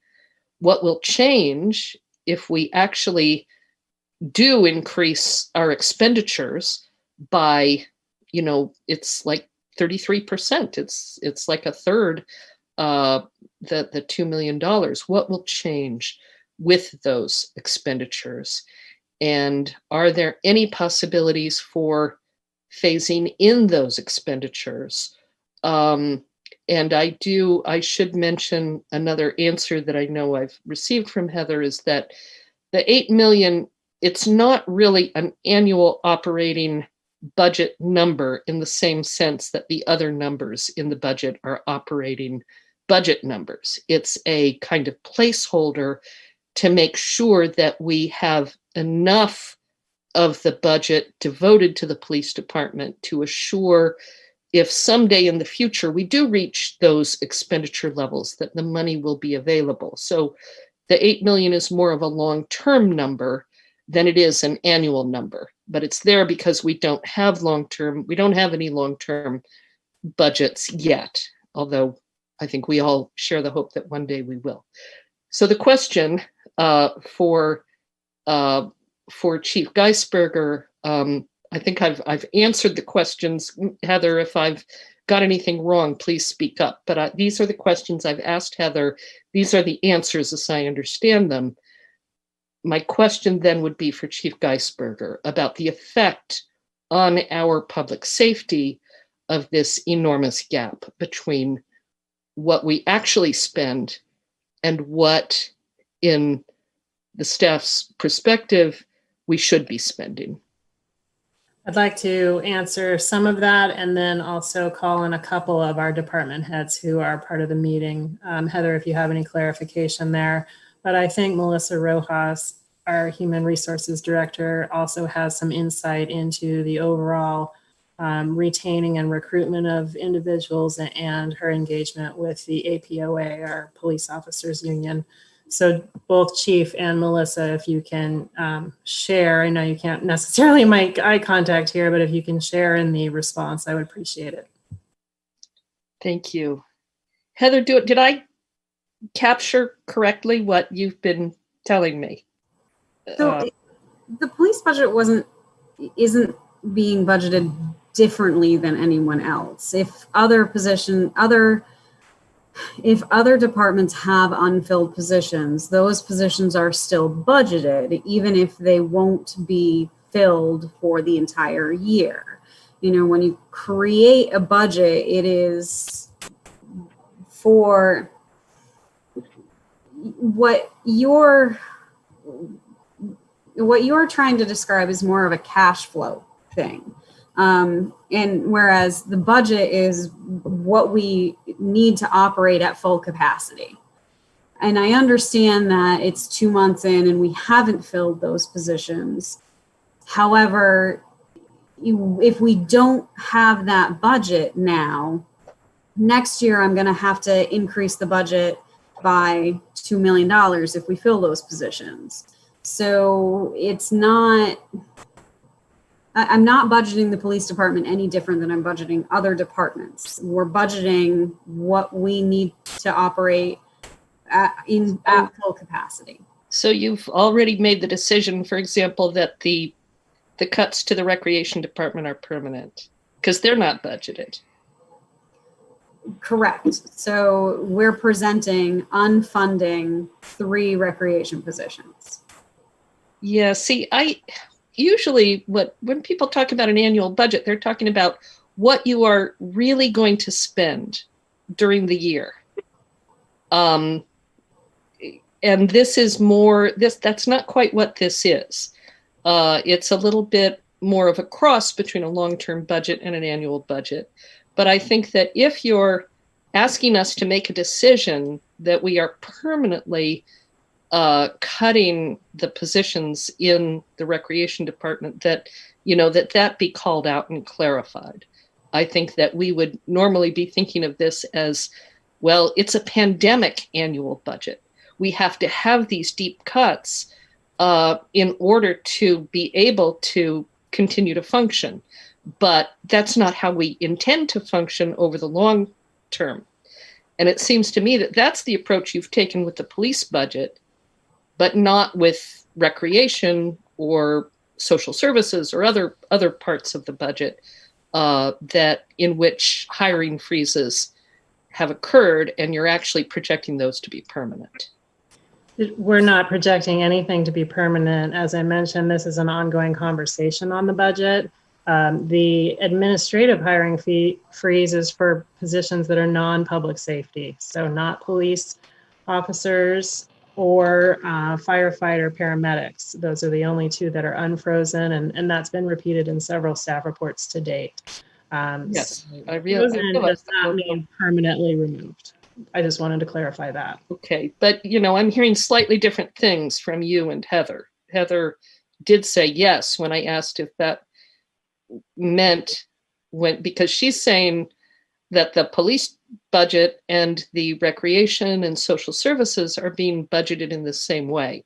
It seems to me that they're not. So we do not intend to fill, for this budget, we do not intend to fill the recreation positions. We do intend to fill the police positions. Okay, well, let's hear about that a little now, okay? Can we talk with Melissa and John about what's going on with that? Sure. Good evening, Mayor and council members. So I'll just speak briefly about the recruitment process. And so essentially what Heather is saying is she just, hit the pin on the head with what I was going to point out, is that we intend to fill those positions. It's highly unlikely that we will in the short amount of time, but it gives us the ability to continue our recruitment process so that when that great candidate comes along, we can snag them up.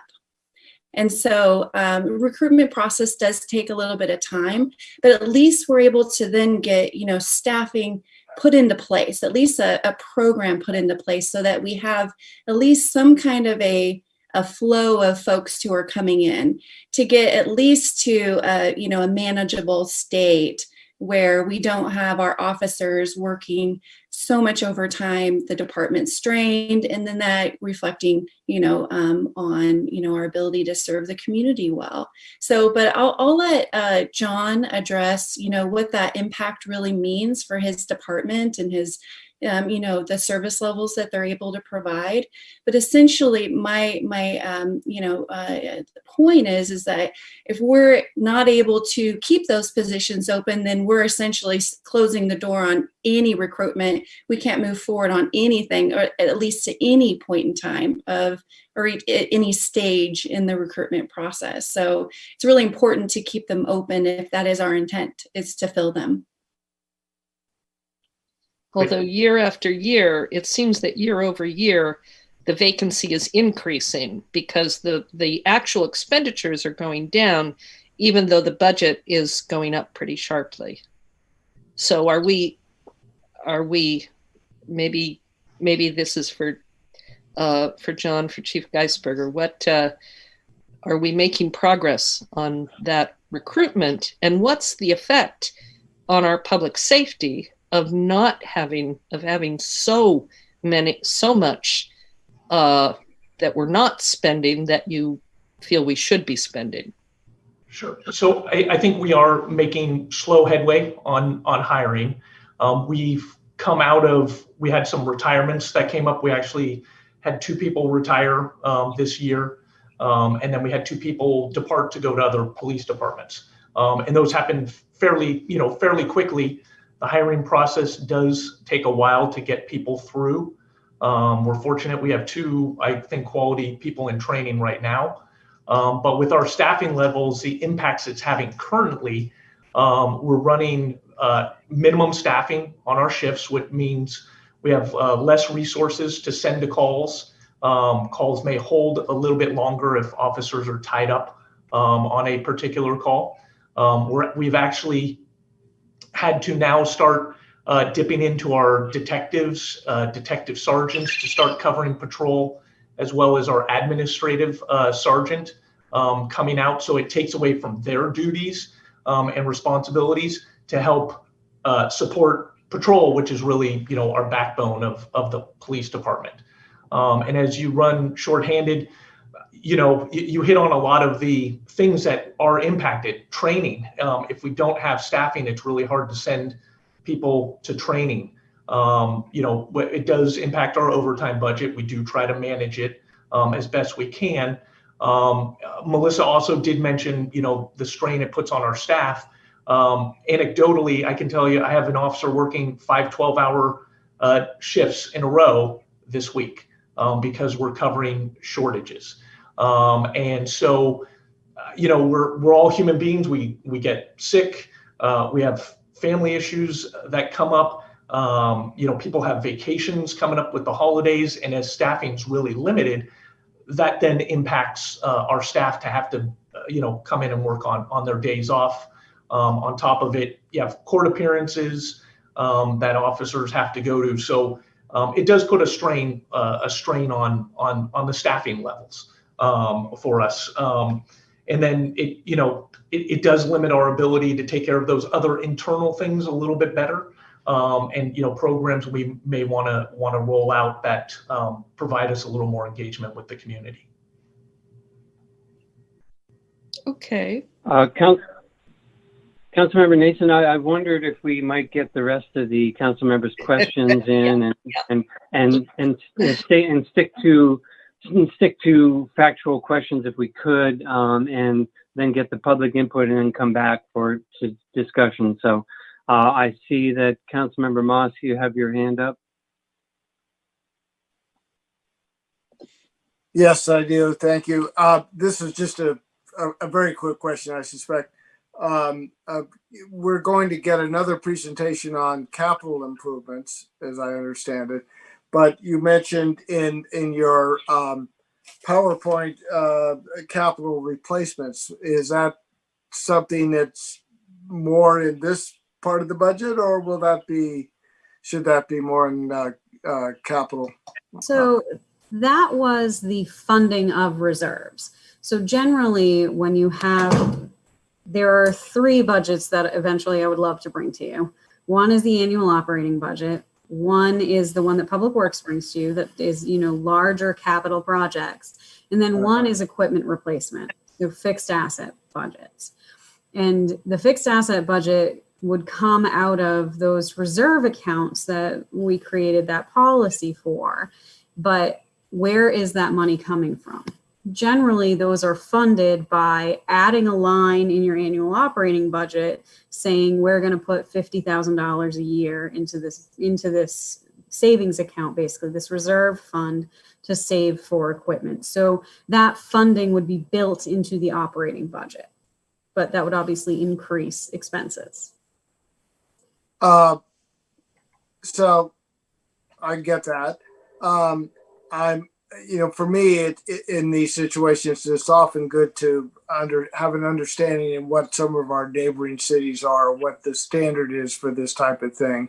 And I'm curious if you've looked at how does Berkeley do this, or El Cerrito, or any of the other cities around, or say even you mentioned a fire truck. At some point, we'll need to spend $1 million on a fire truck.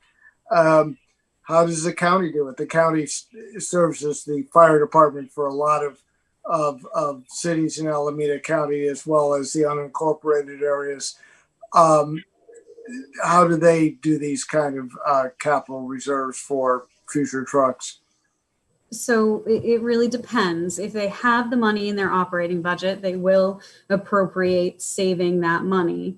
If they don't, they may wait until the end of the year when they decide, did they bring in more revenue than they spent? And, you know, that surplus that we have at the end of the year, they'll allocate that towards savings. Or if they really don't have it, they'll bond for the entire thing. I mean, you really have to look at your specific situation. Ideally, you do a little of all of it, so that you have some savings, and you also would, you know, when interest rates are low, you can go and get a bond. So everyone does something different depending on what they're able to do. But those are really the you know, 3 ways that you can finance those things: by an annual appropriation to save for it over the life of the estimated life of the asset, a appropriation of surplus at the end of the year, or debt. And I'm just presuming that the first way is probably the preferable way, because it's you can count on having the money at the end of the process. You're not dependent upon a bond passing or having a surplus. It depends. When interest rates are low, I can't make money off of my savings, so I might as well bond and pay a low interest rate. Whereas if interest rates are high, I definitely don't want to bond, but I'm making money when I invest that. So the ideal is really a mix of both. Okay. All right. That was my quick question at the moment. Anyway, thank you. Thank you, Councilmember Moss. Anyone else want to chime in before we go to public comments for the question? Seeing no others at this point, let's just go ahead and go to public comment. And we have a couple of public speakers. Go ahead, City Clerk, please. Hello, City Council. Yes, thank you. This is Corey Dostey, your local abolitionist and defund the policer. One of, you know, over 100 people who have written in emails, some of us repeatedly. So, yeah, right. I thank you to Councilmember Nason for looking at the police department stuff and how they've been managing. And I just really want to highlight that it is going to be an inherent self-interest thing to say we need more people to do a better job. That's always going to be true. And the whole topic is if police are public safety, saying that there's not a hiring freeze on the police because their public safety is part of the entire call of defund the police. They're not keeping us safe. So in looking at this budget, right, and trying to make sense of how much is spent on the police and how it makes sense to keep hiring open for the police because otherwise you won't be able to hire. Well, once you hire someone, it's really hard to fire them, right? Especially if they have a union. And that's my really big concern, is that as the working group is about to start a task force, which will then have to come back with recommendations and all of that. I know it's going to be a long-term process, but I don't want us to get locked into we're hiring up to this level that within the field says, you know, who's the experts on how much police, and we're just questioning all of the experts right now. So mostly I want to say, do you really think that, like, that the police chief's word is the best voice to listen to, the only voice? I'm sure it has some, it says what police, how they work right now, need. But the problem is how police work right now, including in Albany. We've had multiple testimonies to that effect.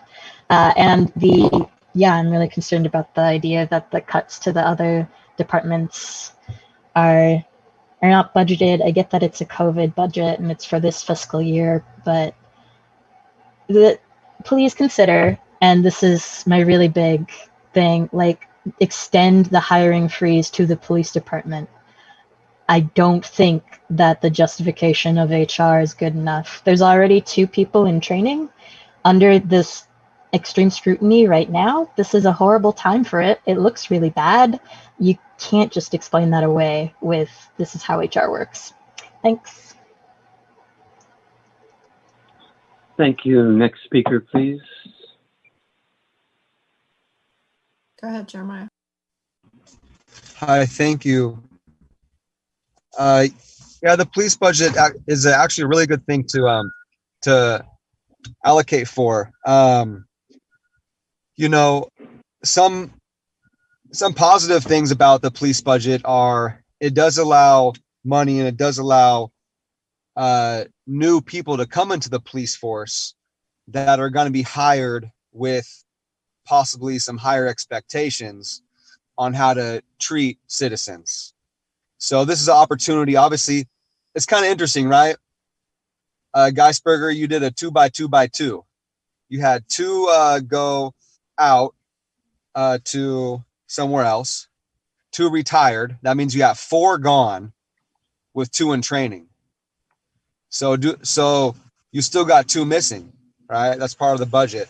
But I mean, you're going to need to hire some new jobs. I mean, I saw something just now that you guys are doing crossing guards again.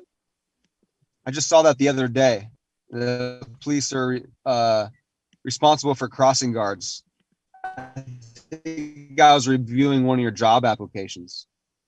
It says crossing guards somewhere in the police thing. So, okay, that's great. So at least we got money in the budget for some crossing guards. If that ever happens again, we don't need to pull money from the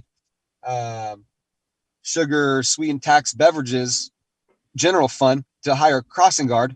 We got $2 million in the bank to hire a crossing guard. All right, we should be happy about this. We got money in reserves. We could hire how many crossing guards next year? So that's good news. That's good news.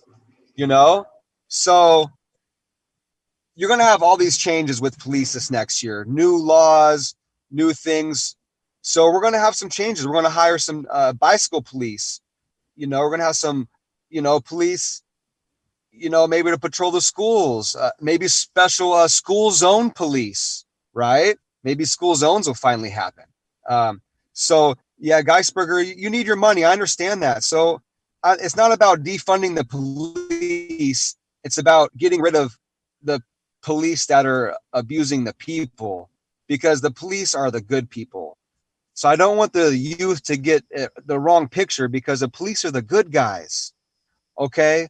They're here to keep the community safe, and they're here to protect you. Okay. The bad people think the police are bad, right?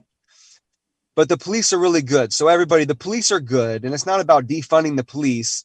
It's about fixing the problem and creating a solution. So the police does need their money, and so does the fire department. But I think, the fire department, not to get sidetracked, the fire department, if you want to have a new fire truck, get some money from the state and a special fire truck that we use to go to all these relief and rescue fires, a specific fire truck that we drive up country. Your time is up. Your time is up.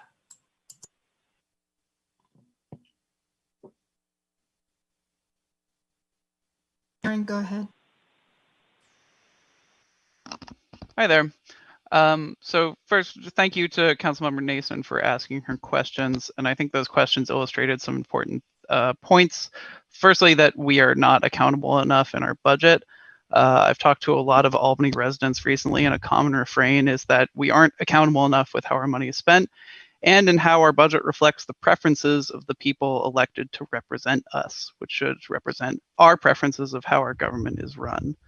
And that might have to do with this practice of funding years in a row of unfilled positions that we seem to know that we aren't going to fill in the years we fund them, and not knowing where that money is then going to go. The other big thing that Councilmember Nason's questions illustrated was that our police budget is too large. It takes up a huge portion, almost 30%. And as pointed out, their budget keeps growing despite the expenses shrinking and, I believe, falling crime rates. This is a problem even without the current moment of reckoning about the role of police and racial justice in our society. But I think it's especially a problem because of that. And I know it's going to take time to reduce the role of the police in our city. It can't be done at this meeting in one move. And it's going to take time to move that funding to fund other community services to reduce what we're asking the police to do outside of what they should be doing. That's going to take time. But to make the decision to up the funding for police, despite the fact that we have admitted in this meeting that we have been overfunding them for years, despite the fact that we are cutting funds in this budget for other community services to make our budget work, and despite the fact that our staff has admitted that we will almost certainly not hire the new officers these increases are for, sends a message about our priorities and our seriousness in addressing racial justice and the needs of our community. Thank you. Thank you. Next speaker, please. Judy, go ahead. Hi, this is Judy Kerr, and I just wanted to thank Heather Rowden for a very informative and new perspective on the budget in the city of Albany. I think the information that Heather has provided us is useful. I think it informs the discussion about policing and a whole lot more within the city of Albany. So I just want to express my gratitude for that. And I want to also support the voices of people who are continuing to hold all of our feet to the fire regarding the issue of policing and police funding. I think it's important to note, and I apologize if I'm incorrect in this information, but I think there is a personal relationship between the director of HR and the former police chief, Chief McQuiston, that should be disclosed publicly and should be aware of, it should be awareness by the city that there is within the hiring process and within the budgeting process and within the policy process of the city, there is a historical, what's the right word? There's a history. And I think we need to be cognizant of that. I think we need to acknowledge that. I think we need to grow from that. But mostly, I want to go back to my initial statement, which is that I appreciate deeply the transparency that this budget presentation is attempting to provide. Thank you. Thank you. And that seems to end our public comment, and we can now bring it back to the council.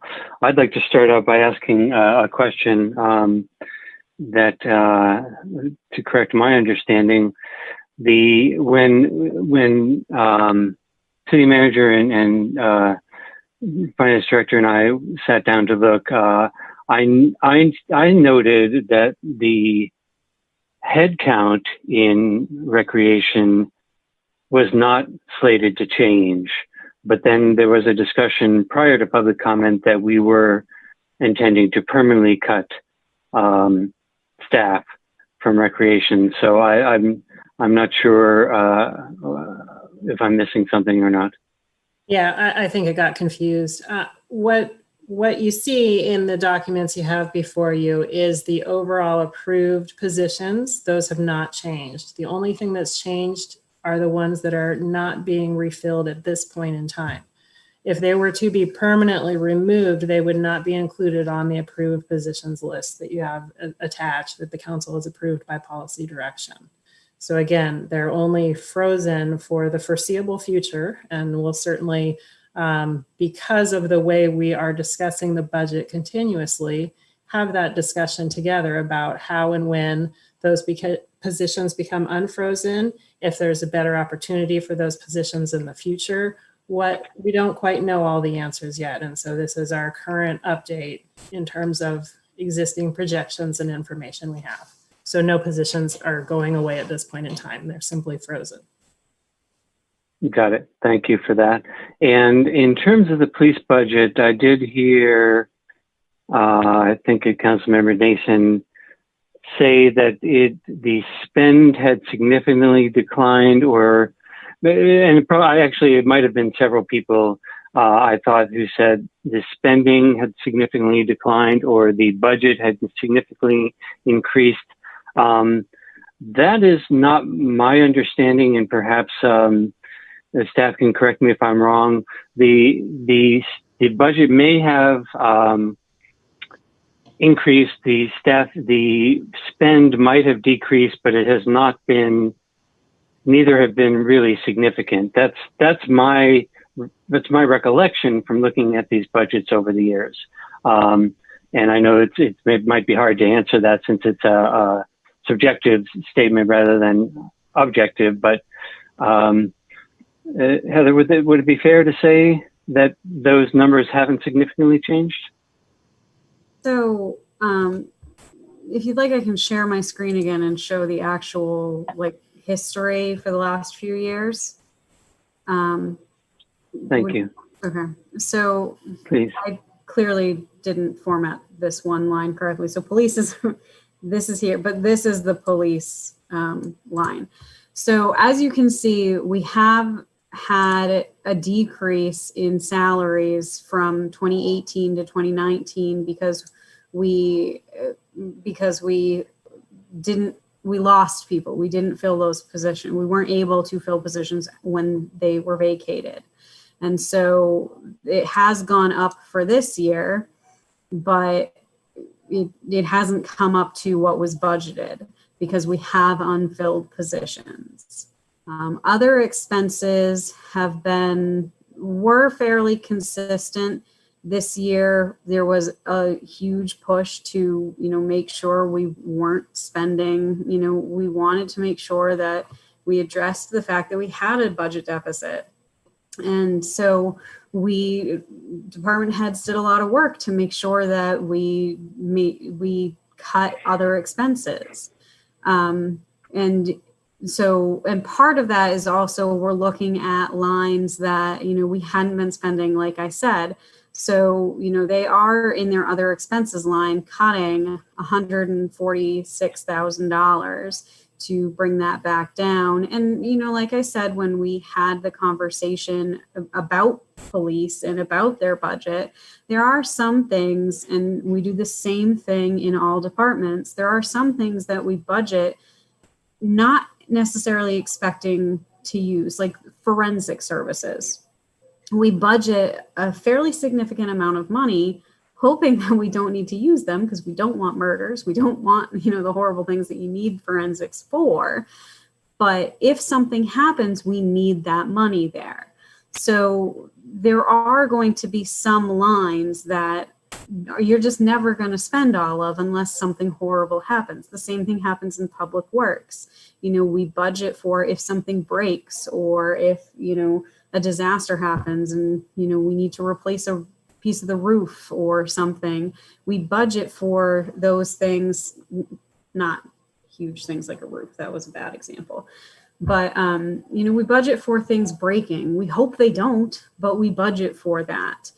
The salaries is a significant amount between what we've actually spent and what we budget by approximately $1 million, 1.2, 1 point, I think 2019 was 1.6 difference between budgeted and actuals for police salaries. But that's because we just are unable to hire. And this is how most cities budget. This is how most businesses budget for, this is what this is what you need to function as a whole. If you don't have that, you can't do that. So there is a significant difference, but yeah, let me ask it a different way. So what the only adopted budget column we have is the 2021 adopted budget. I guess what I was wondering about is the 2019, the 2017, the 2015 adopted budgets. Has there been a significant trajectory up, or just maybe a slight trajectory up? I don't know if you know, or if you have any of those figures at hand. Budgeted amounts? Budgeted. Yes, there is an increase. It wasn't significant year over year. I think, and she can correct me if I'm wrong, I think what Councilmember Nason is saying is the discrepancy between budget and actual is increasing. Right. But the budget itself increases approximately $300,000 to $400,000 a year because of, contracted MOU cost of living adjustments, step increases, that kind of thing. Yes, it does increase every year, not significantly. Okay. Yeah. Okay. So that's my assumption too. The what we're looking at, the gap is big, as has been pointed out, between the spend and the budget. But the budget hasn't increased, and the spending has kind of gone up and down a little bit, depending on whether we've been able to hire or not in certain circumstances, from what I can tell. So the number of, let me ask this. I think we have my final question. The number of staff, police staff, has also not, or budgeted staff has also not changed significantly over the years, as far as I can tell. We've, from what I recollect, we might have added an administrative position or two, or lost administrative position. I know we had that part-time liaison at one point, and we don't have that anymore. But the number of patrol officers, that number has remained steady for the number that we want to fill. The total number, that number has remained steady over the years, has it not? Yeah, I'm getting a head nod from the city manager. So, but for many years we have not been able to fill completely to that number. So I just wanted to ask those questions so I could make sure that I understand the facts before we discuss this further. So I see that Councilmember Barnes has his hand up, and so go ahead, Councilmember Barnes. There you go. Heather, there was an issue that Rochelle raised, and she didn't put it in quite these terms, but budgets are actually funny documents. They're both prescriptive and descriptive. They're about what you're going to spend, and also, but they're a little bit about what you think you ought to spend. And it makes them, and Rochelle, sort of pointed out that dynamic a little bit. But there are ways to benchmark in a budgeting process. You can go back and look at historical actuals. You can look at comparison cities and, best practices, one of those cliches. And I know much of this is out the window in COVID because the ways different cities can respond is differently. But here, my question is this: is there something like, mayors have meetings where they meet with other mayors, and city managers have meetings where they meet with other city managers? Do budget directors have meetings where budget directors in a region meet and talk to each other about how their budgets are or not under control, or what's going on? Finance officers in general have meetings. I'm not sure about budget officers specifically, but yes, there are a number of organizations that meet. Okay, so one question is, I have always heard from going to League of California Cities meetings that in the Bay Area, because of the rapid number of growing cities like Fremont, all of the local cities, or at least most of them, are having trouble staffing up their police departments. Is that something you hear? That's a yes. Okay. That's nationwide. And what else can you tell us? Is there some kind of metrics like staffing ratios per capita for cities, or how sort of broadly, if where someone is saying you have too big a police budget but not a big enough Parks and Rec budget, are there comparator cities that you look at and you can call them up, or there's some note somewhere you can say, well, what's your ratio in your city and how does that work? And I'm just curious as to how everybody learns from everybody else in this business. As far as staffing levels, I will always defer to Melissa, the HR director. So, whether we need more positions or less positions, there are a number of different things. Are we creating a new program? Does that mean, do we need additional support for certain reporting? Those sort of things really vary city to city. There are times where I will look out to cities of comparable size and say, what is the portion of their police budget, or what is the portion of their recreation budget? But there are a number of other factors that come into play. Did they just pass a new tax? We passed those parks and recreation taxes, so the parks maintenance budget went up. Is there, there are just a number of things that it's very hard to make those comparisons on a very general basis without getting additional detail. Mm-hmm. But there are some, yes, we do sit and we talk about it, and we talk about, what caused those differences, and, how did the voters react, or how did, what caused that, what instigated the change, or things like that. Okay, that's enough for now. Thanks.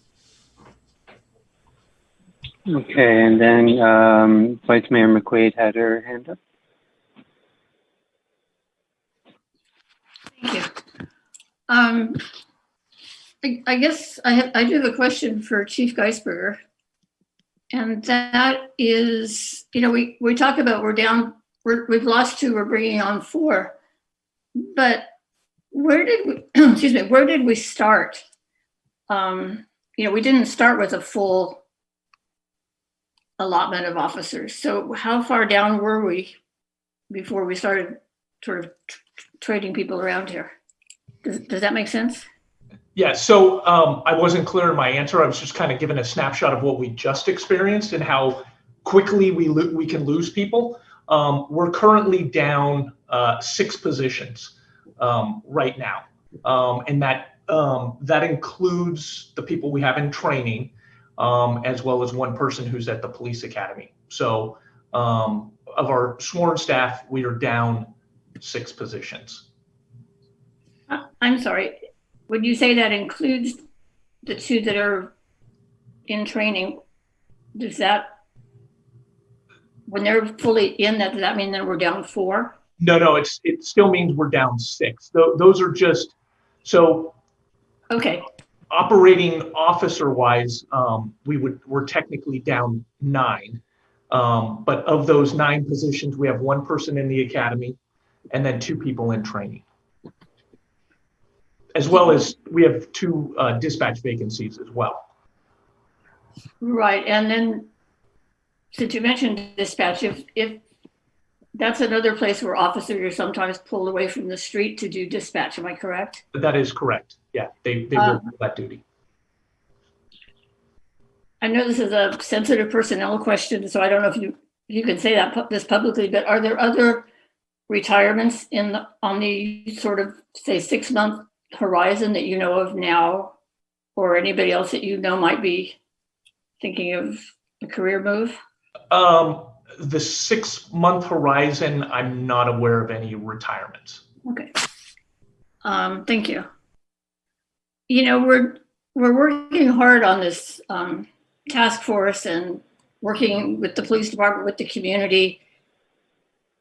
and also I think looking at other ways to provide services. So I would think at this point, making any kind of changes to the budget just doesn't make a lot of sense to me until we've gathered the data and sort of made a plan going forward. And especially hearing that we're actually down 6 positions, even when we put the people in that we've already got. You know, I think we're going to need to pick up some good people along the way here. And also one more thing, Chief, is there and I was trying to find it, and I know I've seen it in some of your materials, that there's kind of a standard ratio for X amount of people, you need 1 officer. Or do you know what I'm talking about? Yeah, so you're talking about the per capita per 1,000. Right. Don't quote me on this, and Melissa maybe can follow up on it, but I think at the last time we came with the budget, I think we were roughly around 1.6 officers per 1,000, which was below the average. I actually happened to read an article today that mentioned a study that had been done a few years ago, and they were saying the average was 2.5 officers per 1,000 that you should figure. So I think we're, and if I remember correctly, Melissa's report was showing we were actually below kind of the average for the area around us. Okay, great, thank you. Thanks. And Councilmember Barnes has his hand up.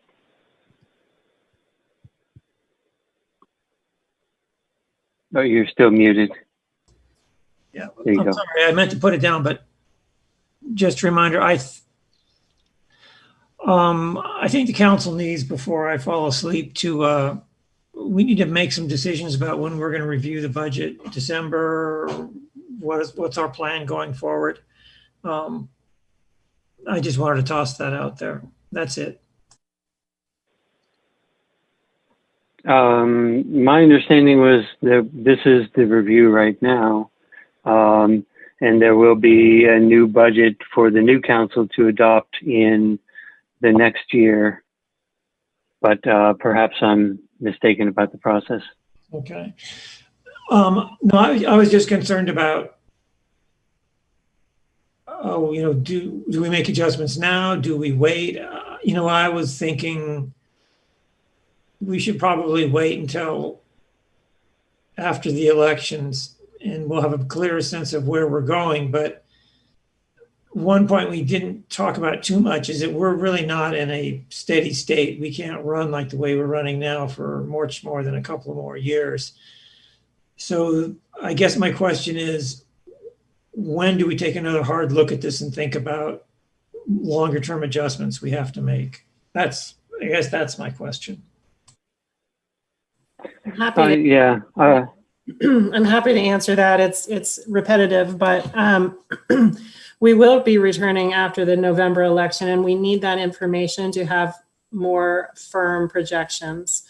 So that will be the next time we're returning. In terms of the exact meeting date, I don't have that yet because it's dependent on the return from the Registrar of Voters Office in terms of certification of the election. So ideally it will be in December. I'm not certain as of yet. And certainly, and you've said that this is an ongoing discussion, and staff or council can bring this back for discussion if there is something significant to discuss or decide at any time as well. We have that discretion, and so does staff. I'll just, as long as I have the floor, I'll put my 2 cents in here. I agree with the Vice Mayor that this is not the time or the process in which to make big changes to the police budget. We have another ongoing discussion about that.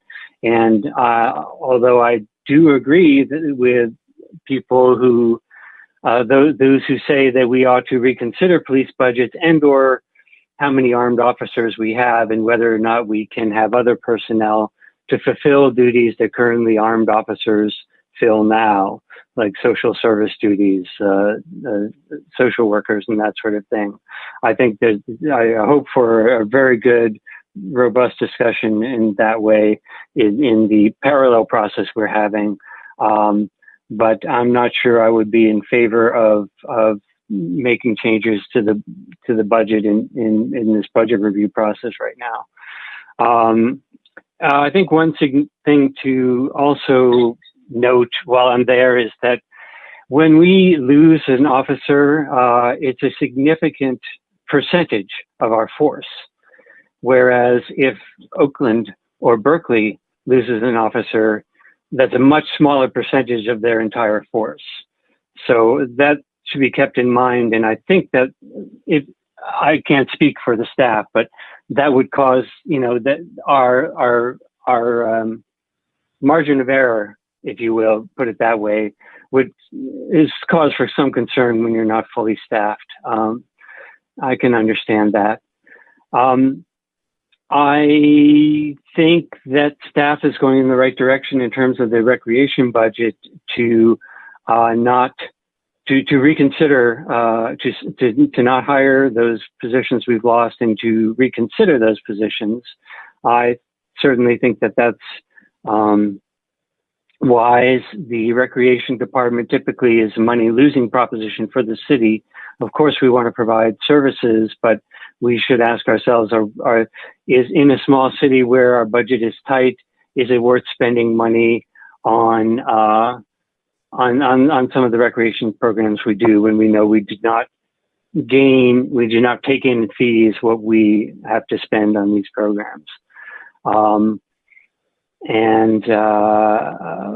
Finally, I'll say that I don't quite get, I still don't get Councilmember Nason's points. I think we've shown that we have a budget for the police that we haven't been able to spend to. We have not been able to hire for some years. Yes. So the expenses are a lot lower than the budget. And I don't think that is the tracking of that or the budgeting of that is out of line with any other the ways that we're doing the budget in any other departments, except that the police is the notable exception of not being able to hire to their budget. So I'm still not quite getting your points, but I want to cede to the vice mayor who is trying to break in. I am. I'd like to move we extend the meeting till 11. Oh, thank you. I'll second. And can we just, is there anyone opposed? Okay, I'll say that passes by acclamation. And then I'll move on to Councilmember Moss, who has his hand up. Thank you, Mr. Mayor. A couple of final comments for me. I basically agree with this idea that I'm not ready to start talking about changes in the budget at this point. We do need to see what passes in November, which will give us a fuller picture of what the actual finances are going to be going forward. And I would also agree that in terms of the number of police personnel that we have or need or should have, that is a much longer discussion than we're going to be able to complete tonight. Although I hope this will continue, and it's likely to continue on into after the three of us are off the council. Just a comment to Heather, which is basically, I got more out of this budget in some ways than I have, I think, in any of the other budgets I've looked at over the last 6 or 7 years, in certain forms of information. It was very helpful, and I totally appreciate that.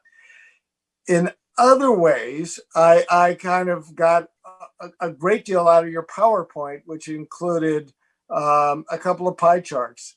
And for somebody who I think is accountingly challenged as myself, sometimes it's better to get a grasp of where money is going in if you can present it in a couple of different forms. And that's what I've noticed over the last 8 years or 7 years, however long I've been looking at these budgets, almost every year we get it in a slightly different form, and for me that's been often confusing. I'm hoping going forward that you can keep a basic presentation similar, so council members can keep looking at it in the same way as the years go by. But I would also add some different formats, because I think we all process information in different ways, and some of us are more challenged with just numbers. Looking at them, they all start spinning in front of me, and I am just the way my brain works. I'm a more visual person. I like the kind of visual format of, say, a pie chart or other representations. And I know that's extra work for you, but if at all possible for us to kind of process this information, I think would be very helpful going forward, and helpful to the next council. So. Yeah. Good comment by Councilmember Moss there. A picture is worth 1,000 words, certainly. And before I go to Councilmember Nason, I'll just say that I assume, as always, that PowerPoints, we're going to post them to the agenda after the meeting so that they'll be available publicly. So thank you. And Councilmember Nason. Yeah, I'm a little torn here. I'm really thrilled with the progress that we're clearly making. This is more like a real budget than anything that we've seen in years here, and I think Heather deserves a lot of credit and praise for that. However, I still am anxious and impatient about financial reporting first, but I think hopefully that looks like it's under control. But also financial planning for the long run. And there's really a couple of things that we're juggling. On the one hand, yes, public safety is public safety. People's lives are at stake. But when I walk around town at night, I also feel like, there's a public safety issue with our lighting. There's a public safety issue, the pace of our sidewalk. On my street, people still have to walk out into the street to go around these huge gaps in our sidewalk. There's a lot of issues, and we watch the paving condition continue to deteriorate, and the lighting condition continue to be far below reasonable standards. And I think that when we look at public safety, we've got to think about those kinds of safety issues as well. I'm not suggesting these positions should not be filled. I do have anxiety about bringing new people into a pension system that seems to be, first of all, not fulfilling its appointed function of attracting people into the profession. And obviously that's a much bigger issue than Albany. It's a state issue and it's a national issue for policing. But we are bringing people into a pension system which is premised on the idea that its investment funds are going to bring right now a rate of 7.5%, which, CalPERS itself admits on the landing page of its website is really a political number and not an actual number.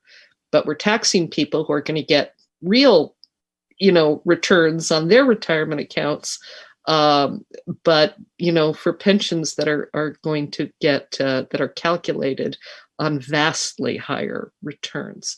So there's a lot of different aspects of this that are concerning to me.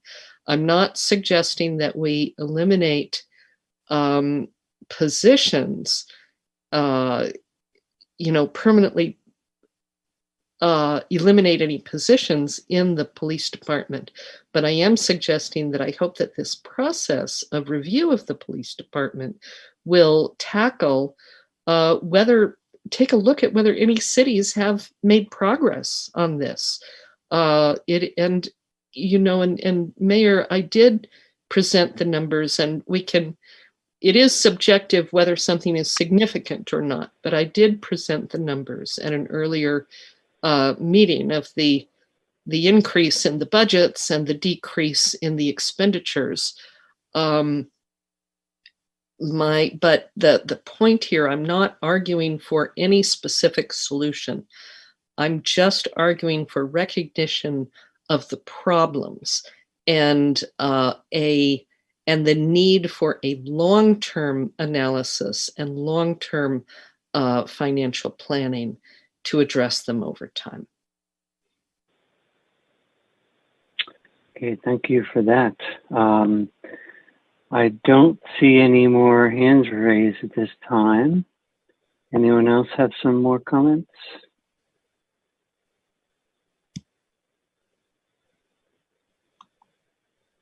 I guess we've said our piece at this point, it looks like. So thank you very much, Heather, for the presentation and for the work behind it. And yes, indeed. And I guess we'll move on to our next agenda item. Mayor, if I may interject just one more time, that we will return to the council after the election with another update. And this is in addition to the ongoing quarterly budget updates that Heather is providing. And hopefully those will all be in a similar format. So it is comparable over time.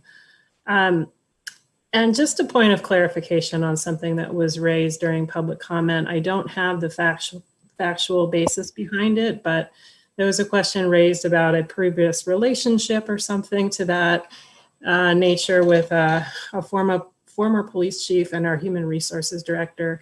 I just wanted to clear the record there that there is no relationship. So I'd be happy to better understand the issue if that individual would like to reach out to me directly. Okay, thank you for that.